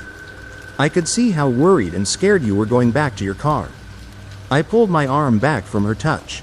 Well, thanks I guess. At least you stopped me before I went to the police and looked like a joke in front of them too. I just wanted her gone. Her sympathetic, pitying eyes off of me. Thanks for stopping by and letting me in on it. I tried to make my voice sound hard and unfeeling, but it came out watery instead. Standing up, I turned away from her so she couldn't see as I started to cry. If you don't mind, I need time to think about everything. It's a lot. A moment passed and then her hand was on my shoulder. Thomas, you don't have anything to be embarrassed about. They are very good at what they do. All you did was what you thought was right. Because you're a good man. I shrugged. I thought that you were in trouble and I wanted to help.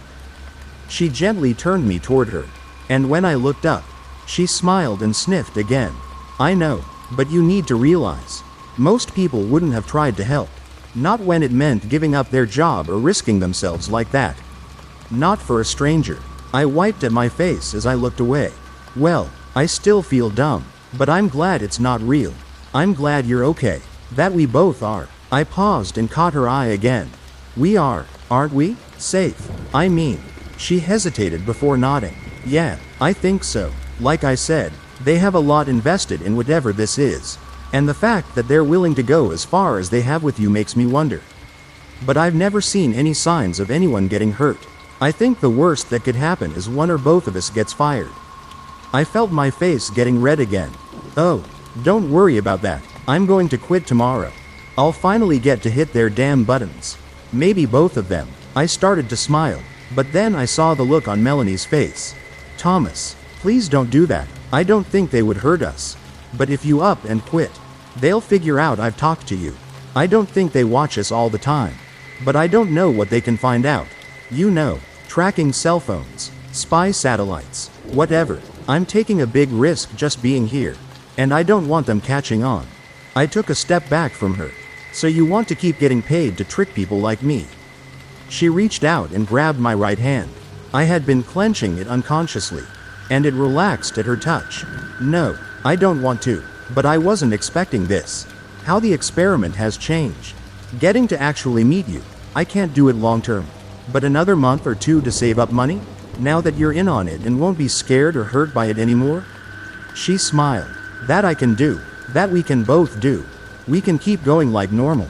Take some more of their money. And then one of us can quit. The next month, the other one can. How does that sound? I shrugged uncertainly. It made some sense. And once I had calmed down, it would probably make more. She gave my hand a squeeze. And when this is all over, I want to get to know you better. I know I've been playing a role, but for the most part, that's been me you've been watching all this time. I think it's only fair I get to see more of you too. She blushed. Assuming you're interested in that. I felt my hand growing clammy in hers as my stomach fluttered. Well, I mean, yeah, I would really like that. Swallowing, I added. How long do we have to wait to see each other again? Melanie grinned at me. Work another month or so. Save what you can, and then quit. I'll wait another 2 or 3 weeks. And then I'll do the same. And then, she looked up at the ceiling as she pondered it for a moment. And I was struck again by how beautiful she was, even if she was a little different in person than I had imagined. 3 months from tonight we'll meet right here. I'll come over and we can start getting to know each other better. How's that sound? Returning her smile, I nodded. That sounds great. When she left a couple of minutes later, part of me hated to see her go, but another part was relieved. I was so exhausted, and while I was so happy she was okay and we had finally met, I felt like the burned up wire in an old light bulb. I needed time alone, time to think and calm down, and most of all, time to rest. I didn't really even remember falling asleep, and when I woke up, I realized my alarm had been buzzing for over 30 minutes. I jumped up and raced to get to my shift at work. As she had been leaving, Melanie had stressed again how we needed to act completely the same. That meant not freaking out, but it also meant not acting like everything was okay either. If I suddenly showed no signs of being worried about her, that would tip them off too. I promised, and she left after a brief hug and kiss. Remembering that now, through the haze of my tiredness the night before, it felt like a dream. Still, I went into the surveillance room with a much lighter heart. I didn't have to worry or feel guilty anymore about not helping her. And there was some satisfaction in finally pulling one over on the people that had tricked me for so long. Besides, in 3 months I would be done with this place and get to see Melanie again. In person, at least, because I got to watch her on the video feed as soon as I came into work. She was asleep when I first got there, and I found myself wondering if she was as tired as I still felt. When she woke up later and started reading a book, I found myself beginning to smile and had to stop myself. I should still be worried acting, not smiling like I had a crush. I had to do better so Melanie didn't get in trouble. An hour or so later she started working on another of her paintings. Watching her work, I was amazed at how real it all looked. It was hard to see everything from my angle, but I would have sworn she had paint on those brushes and was really painting whatever was on the canvas. I found myself feeling proud of her. She really was a great actress. Not only didn't I see her giving any clues that we had met or talked, but she really did seem different in the room than she had in my apartment. I suppose that was what she had meant by playing a role. I was almost at the end of my shift, and while I hated to leave her, I had to admit that I was ready for some more sleep.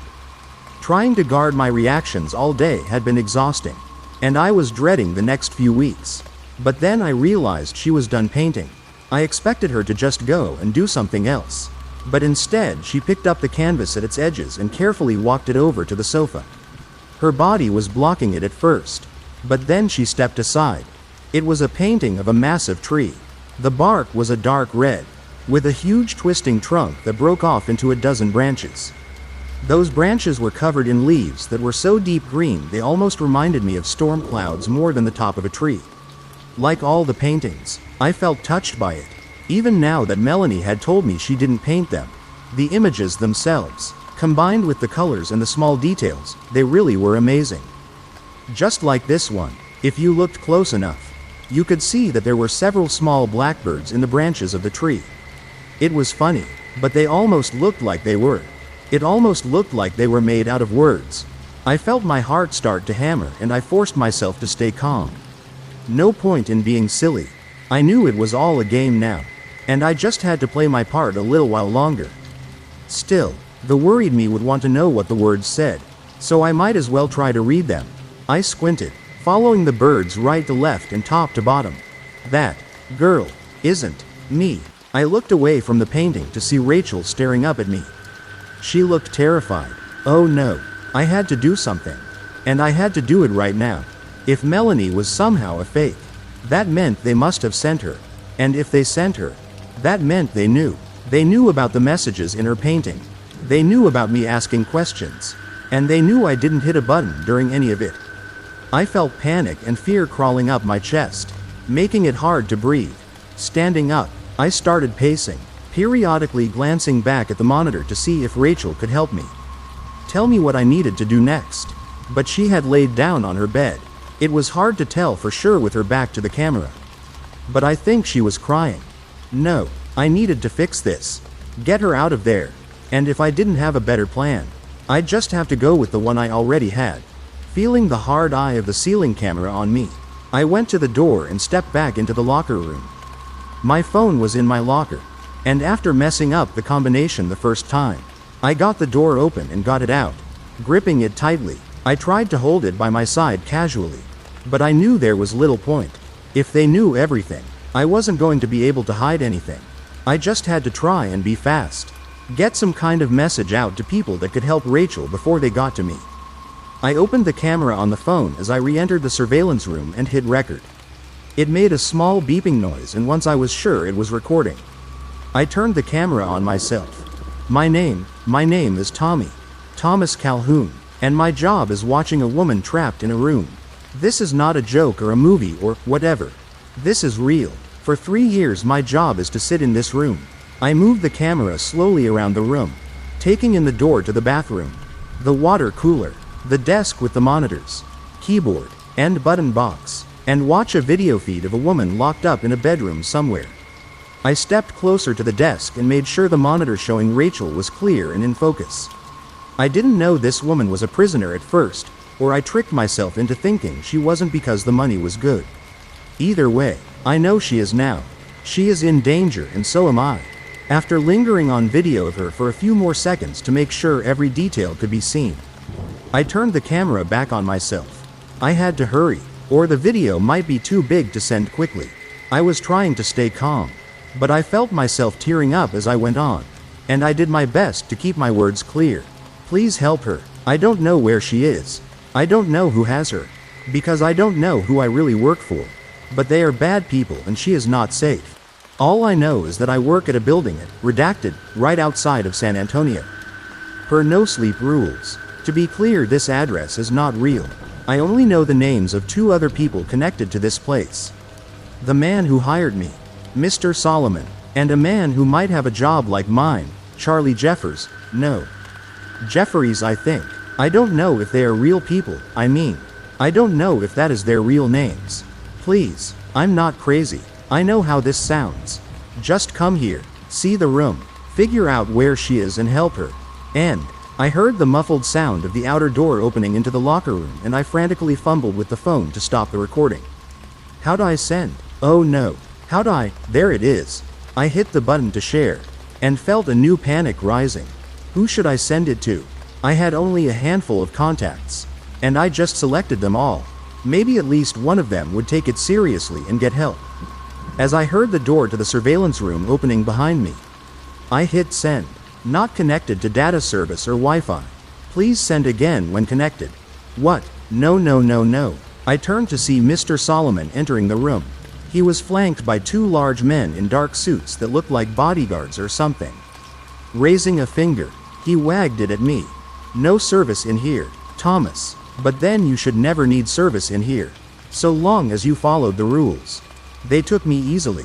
I tried to make it to the bathroom and close the door, but the 2 guards stopped me and pulled me down.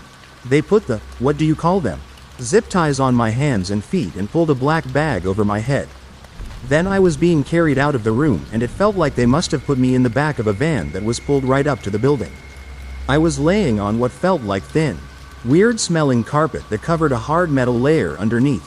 I heard someone get into the van with me, and I asked where we were going, if they would just take me and let Rachel go.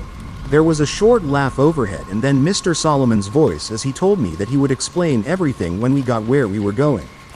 For now, he said, I needed to relax. It was a long drive and I would need the rest. I went to say more, but then I felt a sharp pain in my neck. They had stabbed me, or no, they injected me with something. I was feeling so strange now, but I had to stay awake. I had to try and get away. I had to. Hello again, Thomas. I blinked as I began looking around. My mouth was dry and my head hurt, but otherwise I felt okay.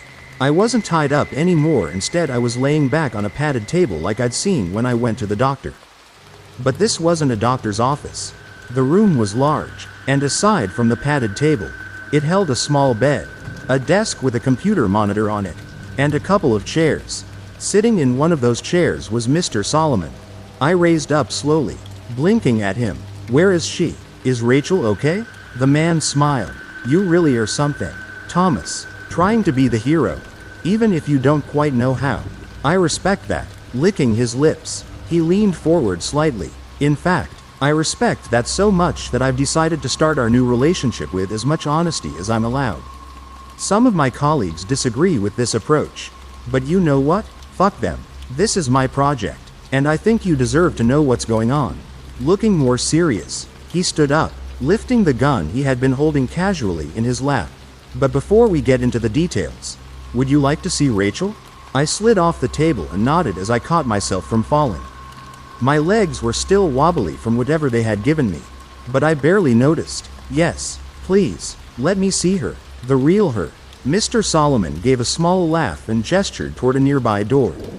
Yes, reality is always best. She's just there in the next room. I stumbled my way forward, my legs getting better as I walked, and when I grabbed the doorknob, it turned easily. I expected the door to lead to her bedroom, but instead it opened into another room a lot like the one I had been in, though the stuff in it was different. Strange machines filled the walls, and in the back of the room was a large aquarium? I didn't know. It was a big cylinder taller than I was, and it was filled with some kind of gray liquid. There was a shape in that liquid. Go ahead. Thomas. Feel free to go have a good look. You've earned it. I felt my stomach clenching tighter at Mr. Solomon's words and the meanness in them. My legs felt heavy again now. But it wasn't from the drugs this time. Shuffling forward, I could see the shape was a person. Oh no, or at least a body. Because it was clear from just looking at it that the person was dead. It was very well preserved. But I could see how the skin hung wrong and looked bloated in spots. Oh God, no, its hair, which had been floating like seaweed in front of its face, drifted away as I reached the glass. And I could see Rachel staring out at me. Murderer. I turned on Solomon and started to run toward him when he shot me. Suddenly I was on the ground convulsing as he stepped closer. Don't worry, Thomas. It won't kill you. Just make you unable to move much for a bit. I heard more footfalls as my body began to still. Get him up. Take him back to the other room. I could barely feel anything as I was carried back to the padded table and propped up into a sitting position. This time I was strapped down. But I guessed it was more so I didn't fall off. Because I couldn't move anything other than my head. And even that just a little. I could hardly see at all for crying. But I recognized the blurry shape of Solomon sitting back down in front of me. Before you ask, well, when you were able to ask anything again. Yes, that is Rachel. Not a fake Rachel. Not a dummy. And not some kind of trick. As I said, the time for tricks is past. Now is the time for truth. Frowning slightly, he went on. Thomas, I understand that showing you her body that way, might seem very cruel. You may hate me for it right now. I would understand it if you did. But you called me a murderer. And at least in this specific context, I think that is unfair. Because I didn't kill Rachel. In truth, I've been with this aspect of the project for only 7 years. He gestured back to the door behind him. And Rachel has been dead for over 8. I felt my eyes widen as though they belonged to someone else's body. It was more lies, more tricks, all of it. Oh God, it had to be. Do you know what remote viewing is? He rolled his eyes. Sorry, right, you can't talk right now. I'll just assume you don't. Remote viewing is a broad term for the ability to see things that are far away from you physically. To know things you shouldn't be able to know through your normal 5 senses. Some describe it as a psychic ability, though there are several schools of thought as to how and why it works. His eyes fixed on mine intently. Because it does work, Thomas. Various governments and private organizations have studied it for a very long time. And while publicly it is always ridiculed as pseudoscience and foolish superstition, the reality is that some people have the innate ability, that means it comes naturally, to somehow see other places. Rachel was one of those people.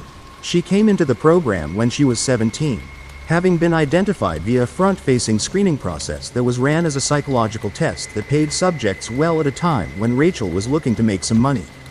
3 months after being identified as a good candidate, she was taken, and after the initial adjustment period, she became a largely compliant asset that quickly rose to the top of our talent pool.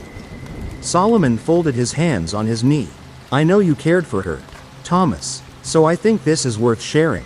Rachel was never treated badly, other than her confinement and the occasional test that was mildly unpleasant. No, we all treasured her. She was enormously talented, not just as a remote viewer, but as an artist. That's how she would convey what she saw. You understand, she would enter into an almost trance-like state when she painted. And when she was done, she would have given us a painting of images and words that provided, well, it was very valuable information. He chuckled. If you ever wondered, that's why there was always such care that the paintings were never shown to the camera. Picking at his pants, he went on. Rachel was so talented that she was selected for a new program that we thought might greatly enhance or alter her ability. We introduced something foreign into her body. At first, nothing seemed to change. If anything, the accuracy of her remote viewing was declining, which was a problem for us and for her. But then we realized that we were reading the new paintings wrong. She was able to see more clearly than ever. She just was no longer bound to only current events.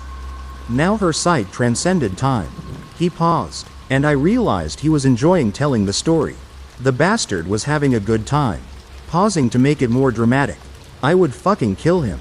While this made some of her paintings less immediately useful, they became much more valuable as we were able to decipher them. For a time, it looked as though everything was working better than we had ever hoped. His lips thinned, and then, one day, she showed a painting to the camera. It said, "Please help me, Thomases." This immediately sent up all kinds of red flags. She knew not to show paintings to the camera. And now she was trying to communicate with someone? We didn't disrupt her routine. But an intensive investigation began into who she was talking to. Was it one of her handlers? One of the technicians? Someone from her past life? But nothing checked out. Leaning back in his chair, a look of pride grew on Solomon's face as he continued. I was the one that first suggested the idea that she was, intentionally or not, knowingly or not, seeing and talking to someone in the future. I was still an outside consultant at the time. But by that point we had more strange behaviors from her, including the second message painting. That girl isn't me. My theory made some sense. But it very quickly ran into a greater obstacle. The introduction of the foreign material had not been as seamless as we had hoped. Despite her having been stable for almost 3 years since it was implanted. Whether it was due to her increasing emotional upset and stress, or simply the passage of time, she suddenly began to deteriorate. Her work became more erratic and hard to understand as her body began to decline. We were monitoring her health closely, but it didn't matter. 5 days after she painted, "That girl isn't me," she suddenly went into cardiac arrest and died. Somewhat inexplicably, we were unable to resuscitate her. The man sighed. This was a great loss, and it required adjustments of my theory. Based on everything we knew, it still made sense that she was talking to someone with access to the camera feed, and very likely someone named Thomas.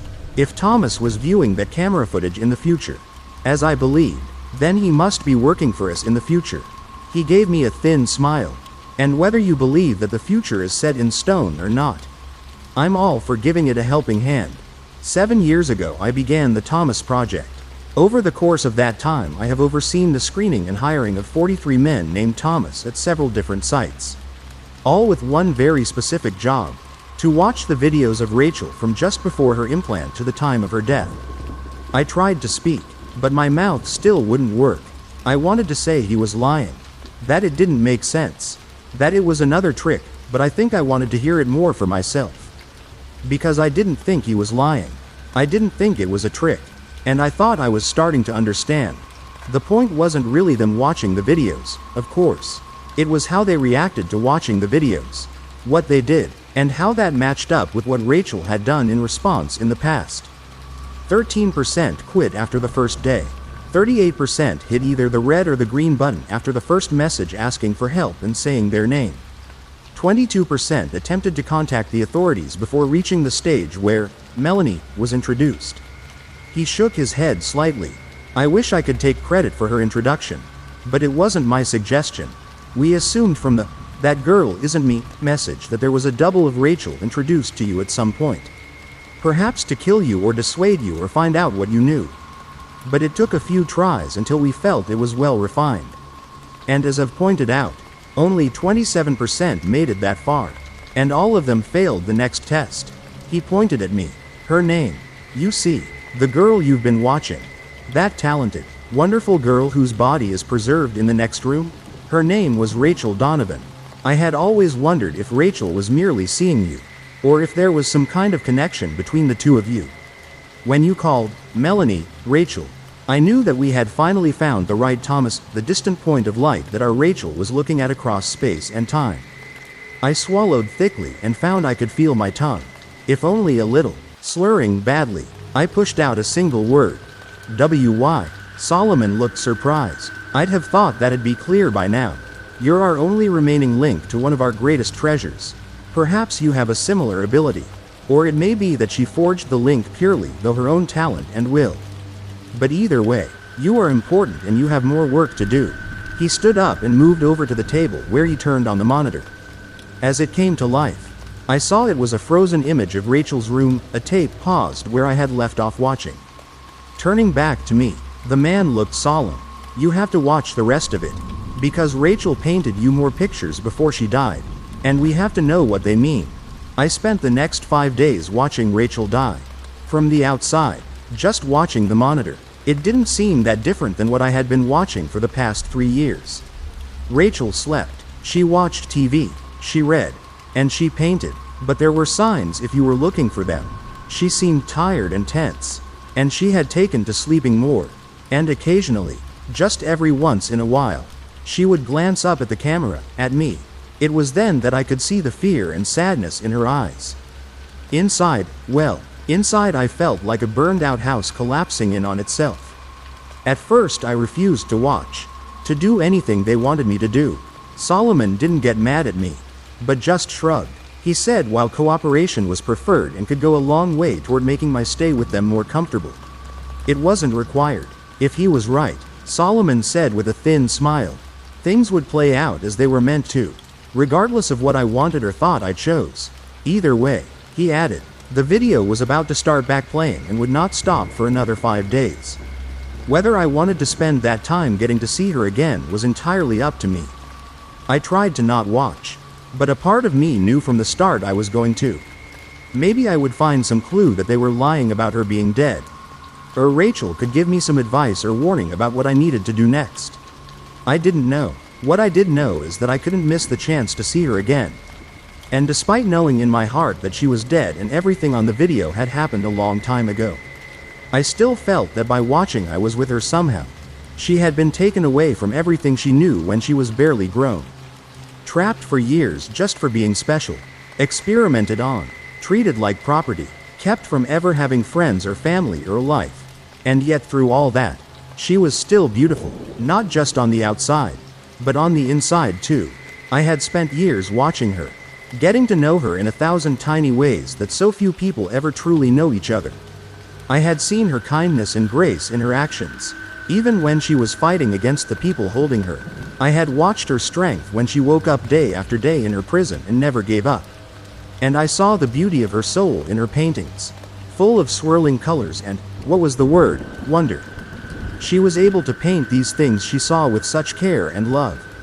Despite living in a world that had abandoned her so completely. Well, I wasn't abandoning her. I would watch every bit of the video I could manage. Try to burn into my memory every frame of her I saw. Not for them and their stupid project, but for me, and for her. I may not have much left to do in my life before they lock me away somewhere or kill me. But I could do this one last thing. Rachel wouldn't die alone. I watched nearly all of it, stopping only to eat quickly and use the bathroom until the last 2 days. I would ask the guards to pause it, but they would only shake their heads and say Solomon said it had to play normally until it was finished. By the 4th day, I was in a stupor. I had already dozed some the first 3 days, but when I woke up on the 4th day, I could tell a few hours had passed. There were 2 trays of food on the bed, one breakfast and another lunch. I looked back at the screen in a panic, worrying I had missed something. But Rachel seemed to be just waking up too. I noticed her putting her hand to her stomach as she got out of bed and felt my own stomach twist. She was already hurting. Rachel glanced at the camera and tried to smile before moving to set up a new canvas for painting. This was the second of 3 paintings she did in those last days. The first had been the inside of an old-fashioned movie theater from the viewpoint of someone sitting in a back row.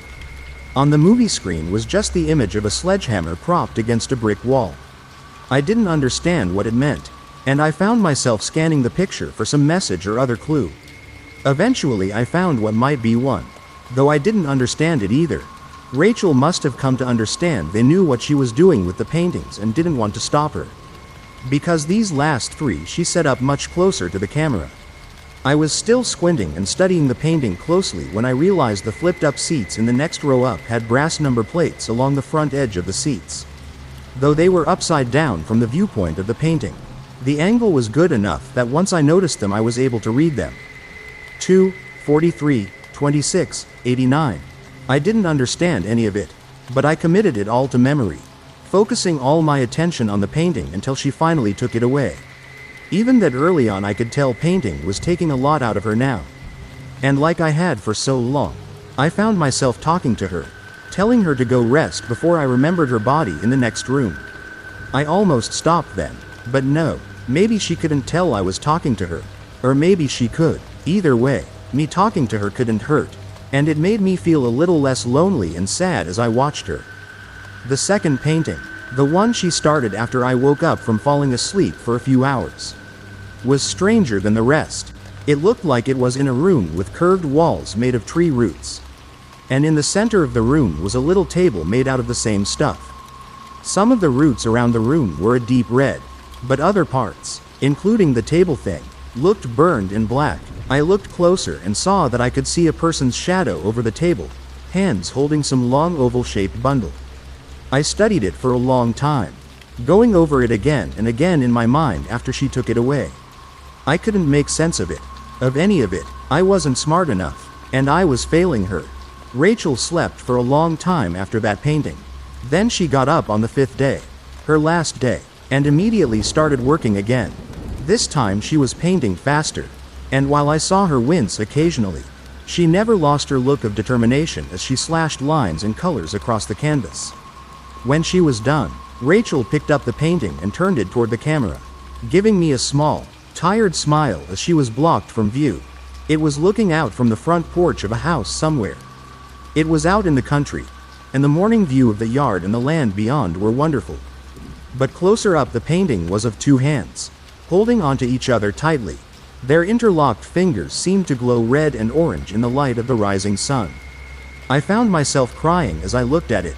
Part of it was because I didn't know what it meant, and I felt a growing sense of desperation at the thought that Rachel's last works might be wasted on me. Part was because I knew it had been 5 days, and I could sense I was close to the end, to her end. But there was something more to it than all that too. The last painting, even with everything else in my head and my heart pulling me down, gave me hope. Hope of what? I didn't know. But I started to think that maybe the only message Rachel had for me in that last painting was that somehow, somewhere, everything would be okay. Outside the edge of the painting, I could see motion in the room. People hurriedly coming in with some kind of medical equipment. And then the monitor went black. "You've done well, Thomas. Very, very well. For the last 5 days of video, we had charted 1,047 microvariations in Rachel's behavior that we believed might correspond to your behavior, your reactions, and your emotional states while watching the video. Like before, the two of you remained in sync as though you were in the same room. It really is remarkable." I sat staring at Solomon. I listened to what he said, but I didn't care. I just wanted it over. Whatever this was, I just wanted it over. Clearing his throat, he went on. "That's why we've decided to move the implant from Rachel's body to your own. That's one of the many reasons we've preserved her so. The foreign body was still showing signs of life all this time, but just barely, and we were afraid to attempt removal. Our hope is that, given your connection to Rachel, it will accept you, perhaps even thrive in you more than it ever did our girl." I was suddenly on my feet, and it was only the raising of Solomon's gun that stopped me from attacking him. "Don't you fucking talk about her like that. Like any of you gave a shit about her. I'll fucking kill you." Solomon's face darkened slightly as his lips thinned. "No, you won't, but if idle threats make you feel better, go ahead. It will only make things harder, not easier." Feeling a stab of panicked fear, I sat back down. "What is this thing you're going to put in me?" The man looked at me for several seconds before responding. "I'm tempted not to tell you after your stupid, and frankly, hurtful, outburst, but I'll be the bigger person." Letting out a small sigh, he went on. "Thomas, somewhere there is a tree. A very special tree. We suspect it is the same tree that Rachel painted for you that time. Though we cannot say for sure, as we have never been able to find it. It is either hidden away very well or it is able to hide itself from those it wishes." I just looked at him, trying to kill him by just wanting it to be so. "In any case, we have the next best thing. An ancient clipping from the tree, secured at great cost and sacrifice, and studied for a long time without much success. We have, however, in recent years been given advice that this clipping could be grown in the right soil. We thought that soil was Rachel, but while it did develop further inside of her, she died before the necessary growth was finished." Leaning forward, he smiled at me. "We have it on fairly good authority, however, that you might succeed where she failed. I fought them when they came, but it didn't matter." I woke up some time later with a dull ache in my chest and a small, already healing scar on my upper stomach. I didn't really feel that different other than the little bit of pain. But I knew that would change with time. Maybe I had more time than Rachel. Or maybe I had less. It didn't matter. Wait, what was that? There was some kind of soft voice, coming from where? It wasn't in the room. It was in my head. I felt a thrill of excitement. Maybe this was Rachel's voice. She had somehow stayed in the tree thing they had put inside me? But no, I had never heard Rachel's voice. But I sensed this wasn't it. This voice was too delicate to really be heard or understood. And it reminded me of music coming from a distant room that you felt in the back of your mind without realizing it. It was a melody. A kind of song. But it wasn't Rachel's song. I realized with a shiver that it was the song of the thing inside of me. At first I was afraid. But that didn't last long. It wasn't trying to hurt me. It was trapped here just like I was. But it started to sing. It was time for us to be free. I stood up and walked to the door. And as I did so, the lights went out. The door in front of me clicked. And when I reached out and turned the knob in the dark, it opened easily. How was this possible? And if it could do this, why hadn't it helped Rachel get out? There was no answer. But there was also no time. I could already hear boots around the corner as the glow from flashlights began to light up the far end of the hall. They would drag me back in there, chain me up or take this thing back out of me before we could get away. If I was ever going to get out, it had to be now. The voice was singing again, pushing me to go further into the dark, to run until we were safe. So I listened and I ran. Every door unlocked for me. Every turn kept me barely out of sight. The people looking for me were barking orders over a radio, asking someone what was the hold up on the generator kicking on. Whatever the response, the hallways stayed dark as I drifted through them, blind but not falling, lost but not being found. When I reached the final door, I opened it into a bright afternoon. My lungs burned a little at the first fresh, unrecycled air I had breathed in a week. Blinking, I waited for the voice to tell me where to go, but it had fallen silent. I closed the door as panic began to rise in my chest. All this and I would get caught because I didn't know where to go. I was outside a plain brown building in the middle of nowhere. There was a road going off to the right, and to the left there was Rachel's forest. From her first painting to me, I knew it was the same forest immediately, and not just because of it matching the paintings so closely. I had some strange sense that felt like a kind of magnetism. Or how birds know which way to fly. Looking around for a second, I felt like I was being pulled when I looked again at those woods. This was right. Somehow, I knew this was the way I needed to go. So I went. I had made it to the edge of the forest when I heard the noise of men coming outside the building. I thought about hiding, but I knew it was a bad idea. They would just catch me. And I felt a drive to go deeper into the woods. I plunged ahead, running at close to a reckless speed but never tripping or stumbling as I went. I would occasionally hear a noise behind me as they spread out to search. But the sounds grew fainter as I ran. I almost thought I had lost them for good when I heard a short cough that was quickly muffled off to my left. Someone had gotten close without me knowing it. Panicking, I looked for any places I could hide. There were only bushes and trees and, over there, a well. Not just a well, but Rachel's well, with the same worn, gray stone walls capped with a weathered wooden lid. I felt a moment of happy recognition. But then it faded away. How did that help? They'd check the well if they found it, and I didn't have any way to get down in it without getting hurt or stuck. Then an idea struck me. Crouching low and staying to the brush, I moved to the well and gingerly pushed on the lid. At first it resisted, but when I pushed a bit harder, the wooden circle slid aside enough that you could clearly see someone moved it. Glancing around, I eased back into the bushes as I heard soft footfalls approaching. We need to check this out. You think he went down the well? Better hope not. He probably broke his neck if he did. And then it's our asses. I could see the two men approaching. Both of them were wearing dark body armor and carried assault rifles. The older of the two shrugged back at the other one. Better that than he was hiding in there and we didn't check. Looking irritated, the younger man nodded. I'll look. He went over to the well and shoved the wooden lid aside, causing it to clatter to the ground. Hitting a button on his rifle, a flashlight sprang to life on the barrel. He started to shine it down into the well as the other continued to look in every direction. I was worried he would see me if I moved, but I couldn't wait. I just had to stay calm, think slow and move fast. I kept expecting to hear them yell, or feel something or someone strike me in the back. But nothing came. As the afternoon light began to dim, I saw the trees thinning ahead. I was approaching a road. It looked like a normal public road too, with several cars passing one way or the other as I walked out of the forest and up the hill to the asphalt. The idea of hitchhiking, especially this close to where they held me, was frightening, but I saw little choice. I was wearing sweatpants and a t-shirt they had given me and my own shoes. But I had no money or ID or phone.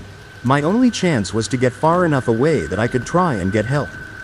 I jumped slightly at the hiss of hydraulic brakes as a large semi rolled to a stop next to me. The passenger window rolled down and an older man with white hair and a graying mustache leaned over and peered down at me. "You look lost, son. You need a ride?" I looked down at the door of the truck. It had a logo that said, Martinez & Sons Construction and Hauling. Below it was a cartoon man hitting a wall with a sledgehammer. Looking back up, I smiled at him. "Yes sir, I do." I woke up 5 hours later as we pulled into a truck stop somewhere in Nevada. I had planned on staying awake the entire trip, but that had only lasted a few minutes before exhaustion overtook me. I glanced over at Oliver Martinez and he gave me a toothy grin. "I'm tired, but you were plumb tuckered out. I've got to fuel up, shower and get some grub. I'm going on to California after that. If you want to ride further, just be back here in an hour. Sound good?" I nodded and thanked him again for the ride as I got out. I felt groggy from sleeping, but otherwise okay. I just needed to decide whether this was a good spot to ask for help or if I should ride with Martinez further. He seemed like a very nice guy, and he would probably try to help if he could, but I wanted to avoid putting more people in danger if I could help it. Looking around, I saw we were in a fairly nice little town. I decided I would go look around for a few minutes and then decide what to do. I was only 3 blocks down the street when I saw the flickering lights in the distance. It was a movie theater. As I got closer, I felt my chest tightening. It was the one from Rachel's painting. "Hey there, welcome to the Phoenix." The guy standing at the candy counter of the theater looked a little younger than me. And while he seemed friendly enough, he also looked slightly concerned. "If you're here for the horror double feature, I'm afraid the second movie is about 30 minutes in. I can give you a half rate if you want to see it though." I shook my head and tried to not look as strange and crazy as I felt. "No, that's okay. I recognized this place from a picture a friend of mine painted. So I came in to ask if you knew anything about her." He raised his eyebrows and shrugged. "Okay, weird." He smiled and added, "Weird but interesting. Who is she?" I swallowed. "Her name is, well, it was Rachel Donovan." I expected him to look surprised or excited or angry, but I could see right away the name meant nothing to him. Shaking his head, he shrugged again. "Sorry, that doesn't ring a bell. I'd say you could ask the owner, but he's on vacation this week." Nodding, I searched my mind for something else to ask. Some way to make this place matter the way her other paintings had. "Is there anything unique about this place then? Its history or something?" The man grinned. "Buddy, you're clearly not from here. This place is super boring. Not just the theater, but the whole town." Frowning in thought, he added, "The only thing I know about the history of this place is that there used to be a house here that burned down. This was like in the 1920s or 30s when this wasn't even a part of town. Couldn't tell you the first thing about it beyond that, but I still bet it's the most interesting thing that's ever happened here." I let out a disappointed sigh. "Okay, well, thanks." I turned to leave when the guy called out again. "Hey man, sorry I couldn't help more. If you come back, I'll get you a discount on a movie. Half off. If I'm not working, tell them Marshall said it was okay." I waved and tried to smile as I headed for the door with a heavy heart. "Why did you lead me here? Rachel, what's here that will help?" I was outside again, staring up at the theater's bright blinking signs as though they were going to give me some kind of secret signal. When I noticed movement out of the corner of my eye, there was an alley that ran alongside the theater and went behind it to something. Whatever was back there, the light of a distant security lamp cast shadows along the wall of the alley. And those shadows were moving. Instead of feeling afraid, I felt excited as I started down the alley. Rachel had led me here, and I just had to trust that there was a reason for it. Keep looking until the shadows were made by leaves blowing in some wind I couldn't feel. As I got to the far end of the alley, I saw there was a small backyard behind the theater surrounded by a chain link fence. And on the other side of that fence was the tree from Rachel's painting, with its deep red twisting bark and foam of green leaves waving to and fro in the night air. I felt a surge of warmth in my chest as the distant singing began again. This was the place, the special tree that could not be found unless it wanted you to find it. It sat at the edge of a small overgrown lot surrounded on all sides by buildings and yards, somehow forgotten when whatever this land had once been was divided up. And despite its location, I had a strong sense that I was the first to see it in a very long time. Climbing the fence, I felt a jagged wire dig into my leg and rip my pants as I fell over the top. I was bleeding a little, but I hardly noticed. I could smell the tree now, and it was a rich, good smell unlike any I had smelled before. Reaching out to it, I felt the singing grow louder as I touched it. I felt stronger and less afraid then. And when I saw the light opening up at its roots, I didn't tremble, I smiled. There was a hidden tunnel under the tree. A tunnel filled with sweet-smelling air that was like the tree smell but also different. And the tunnel wasn't dark, no, not at all. It glowed with its own golden light that called to me, urged me forward. Rain was beginning to fall as I looked around the dark lot. I had the thought that I was leaving this world behind, and I found I didn't mind that much at all. The tunnel had continued to grow, slanting down gently and tall enough that I walked in without stooping. The roots of the tree went on, woven through the dirt walls as I went deeper. I looked back and saw the tunnel had closed behind me, but I wasn't surprised. The way forward was the only way that mattered. I walked for what might have been hours, but I never felt tired or hungry, and I never worried I was lost, though I had no idea where I was or where I was going. Still, I felt a surge of happiness and excitement when I turned a corner and saw something in the tunnel ahead. As I got closer, I realized it was a brick wall, but just as I began to think I had found a dead end, the wall faded away, revealing a dark room. I paused at the edge of the tunnel, looking out at the floor of what looked like a basement. It was empty, but in the light from the tree I could make out something scratched into the floor. It was the number 2. I felt my pulse quicken as I thought back to Rachel's painting with the theater seats. And then I stepped out into the room. It was the empty basement of a house, and as I went up the stairs and opened the door, I saw that the rest of the house was empty as well. No lights were on, but bright sunlight poured in through every window, and in the distance I could hear what sounded like small waves crashing on a beach.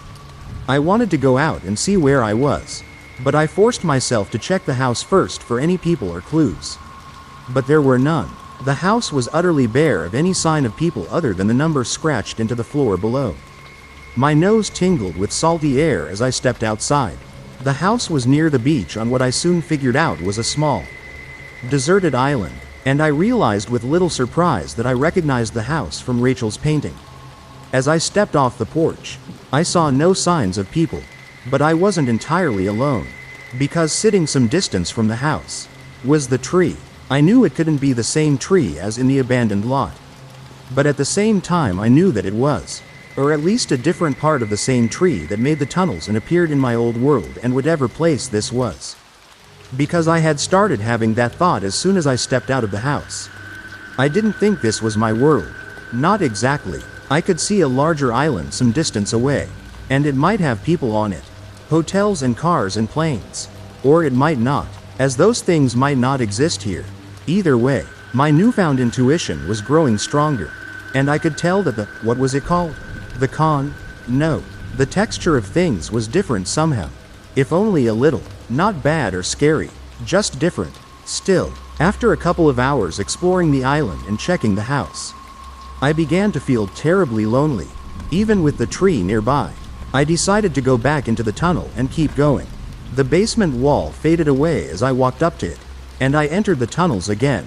It was only a short time later that I found my second version of the house. Much like the first, the wall faded away into a basement, but this one was far from empty. It was a workshop of some kind, full of tools I wasn't familiar with. I glanced down and saw 43 scratched onto the floor. Who was doing that, and why? I was going to explore the house more carefully this time, as it looked like there were people here. But then I froze, propped against the brick wall. Next to a small stack of boards was a sledgehammer. Trying to be quiet, I crept over and picked it up before heading back into the tunnel. When I was little, before Daddy died, he had loved to hunt. I never went with him and didn't remember much of what he hunted. But I do know he had an old hound he'd had since before I was born. The dog had only loved him, well, him and being on the trail of something. When Rocker, his name was Rockefeller, got a scent, it was like he was in a trance. He would go and go, this way and that, and to look at him, it looked like he was having a fit, both lost and certain at the same time. But whatever Rocker knew or didn't know, he always found what he was looking for. I felt like Rocker now. I was moving faster and faster as I went down this turn and that. I felt like I was on the trail of something or traveling on memories I didn't have. Gripping the sledgehammer tightly, I could hear the rising hum of the distant music in my head as I turned the last corner. And then it fell silent. There was another brick wall, and as I approached, it fell away. It was another basement room, but this one was much smaller. It contained a table, a clothes chest, and an old metal bed that had been broken apart. At the far brick wall, a woman was using one of the metal legs from the bed to attack the wall and whatever lay behind it. I felt my head began to swim as I looked at her from behind. And as she turned to look at me, eyes wide with surprise and fear, I felt the sledgehammer slip from my grip as I stumbled back against the now solid wall. I could barely breathe at all, but I managed to get out a single word. "Rachel?" The woman looked at me, her expression less fearful but still guarded. She had the bed leg partially raised in warning. "Yeah? Do I know you?" It was her, but it wasn't. Much like the tree on the island, this Rachel looked a few years older, and while she looked stressed and confused at the moment, her eyes didn't seem weighted down by the same quiet sadness I had come to recognize watching the other Rachel for all that time. Still, I didn't know how to answer her question and not sound creepy or crazy. I stared at her for a second, floundering, when she asked another, "You came out of the tree tunnel, right?" I nodded, grateful for something I could answer easily. "Studying me," she said. "Where did you come from?" "Before the tunnel, I mean." I flushed as I tried to think of the right words. Well, I came from Texas. Originally, I mean." She grinned at me for a second before catching herself and trying to look serious again. "Yeah, okay, but like, do you know how the tree works? How did you find out about the tunnel? How did you get here?" Sighing, I rubbed my head and just started into it. "Look, I know this will sound crazy, but I had a job watching a woman trapped in a room. And that woman was you. Or another version of you. And she asked me for help. And I couldn't help her and then they took me. And I found out she had been dead for a long time but could see me in the future, and then they put something from the tree in me that had been in her that killed her, and then I escaped, and then I figured out where to go to find the tree from things she had painted, and I somehow knew how to go in the tunnels to find different spots. And I'm pretty sure the tunnels lead to different worlds, and I got this sledgehammer and then I..." "Hold up. God damn. Take a breath. You're going to pass out." She was smiling again, and this time she didn't try to hide it. She looked over what was left of the bed to where the sledgehammer was laying on the floor. "And did you say sledgehammer?" "Whack. So yeah, I believe you. Whack. I've been in those tunnels too. My ex-boyfriend tricked me into moving here so he could tie me to the tree in his place." "Whack. Well, not tie me to the tree literally. Take his place as, what? The tree's buddy or something? I don't really know. It's all pretty fucked up and I don't understand all of it." "Whack. But what I do understand is that the fucker walled me up in here. At first, I thought I could just pry loose some bricks over time. But nope, he put a layer of concrete on the outside this time. Good old Phil, or Justin, or whatever. I mainly think of him as fuckface now. Whack. This is taking forever." I stepped up and put my hand on the sledgehammer. "Let me do it for a bit. We can take turns." We had cleared away even more brick than she had already managed. But the concrete wall was only starting to show small cracks. I wanted to just keep looking at her, have her talk to me. But I knew she was tired. She nodded reluctantly and let go of the hammer. Before I swung, I looked back at her. "How long have you been in here like this?" Whack. Rachel scowled. "It's hard to say for sure, but I think about 8 months." I let the hammer drop down again as my eyes widened. "How did you survive all that time?" Her scowl deepened. "It's the tree. It won't let me die. I just dip into the tunnel every day for a bit and I never get that hungry or thirsty. A thought occurred to me then. Why didn't you just escape through the tunnels? She quickly shook her head. No, thank you. I've had enough of seeing other worlds. Some of them aren't so nice. And I don't want to be more tied to the tree than I already am. I just want out of here. Into my own world. And then I can try and figure out how to get free of my connection to the tree for good. Rachel shrugged. I would have done it eventually with the stupid bed parts. But who knows how long it would have taken. She smiled again. I'm very happy you came to help and brought a sledgehammer with you. Returning her smile, I nodded as I lifted the hammer again. Me too. Whack. We were both wringing with sweat when we crawled through the hole we'd made in the outer wall. Rachel told me that she thought her ex-boyfriend was long gone. But she couldn't be sure. So we had to be careful. Grabbing the sledgehammer from inside the room, we made our way toward the stairs. The house was decorated but quiet, and we saw no sign of anyone as we walked to the front door and opened it. Outside, the sun was coming up on a new day, and as we walked out onto the porch, I jumped a little as Rachel took my hand and gave it a squeeze. I looked over at her. I hadn't been able to help the other Rachel, but maybe that had never been the point at all, because I thought now she had been able to see more than just other places or the future. She had been able to see into other worlds and possibilities. Like this one, where another version of her was trapped and needed help. A place where I wouldn't be hunted and she could be free. In the end, even when she knew she was dying, Rachel had been determined to help us be together and happy. The morning sun painted beautiful colors on Rachel's face. And looking into her eyes I saw how much she was like the woman I had watched and cared about and tried to save.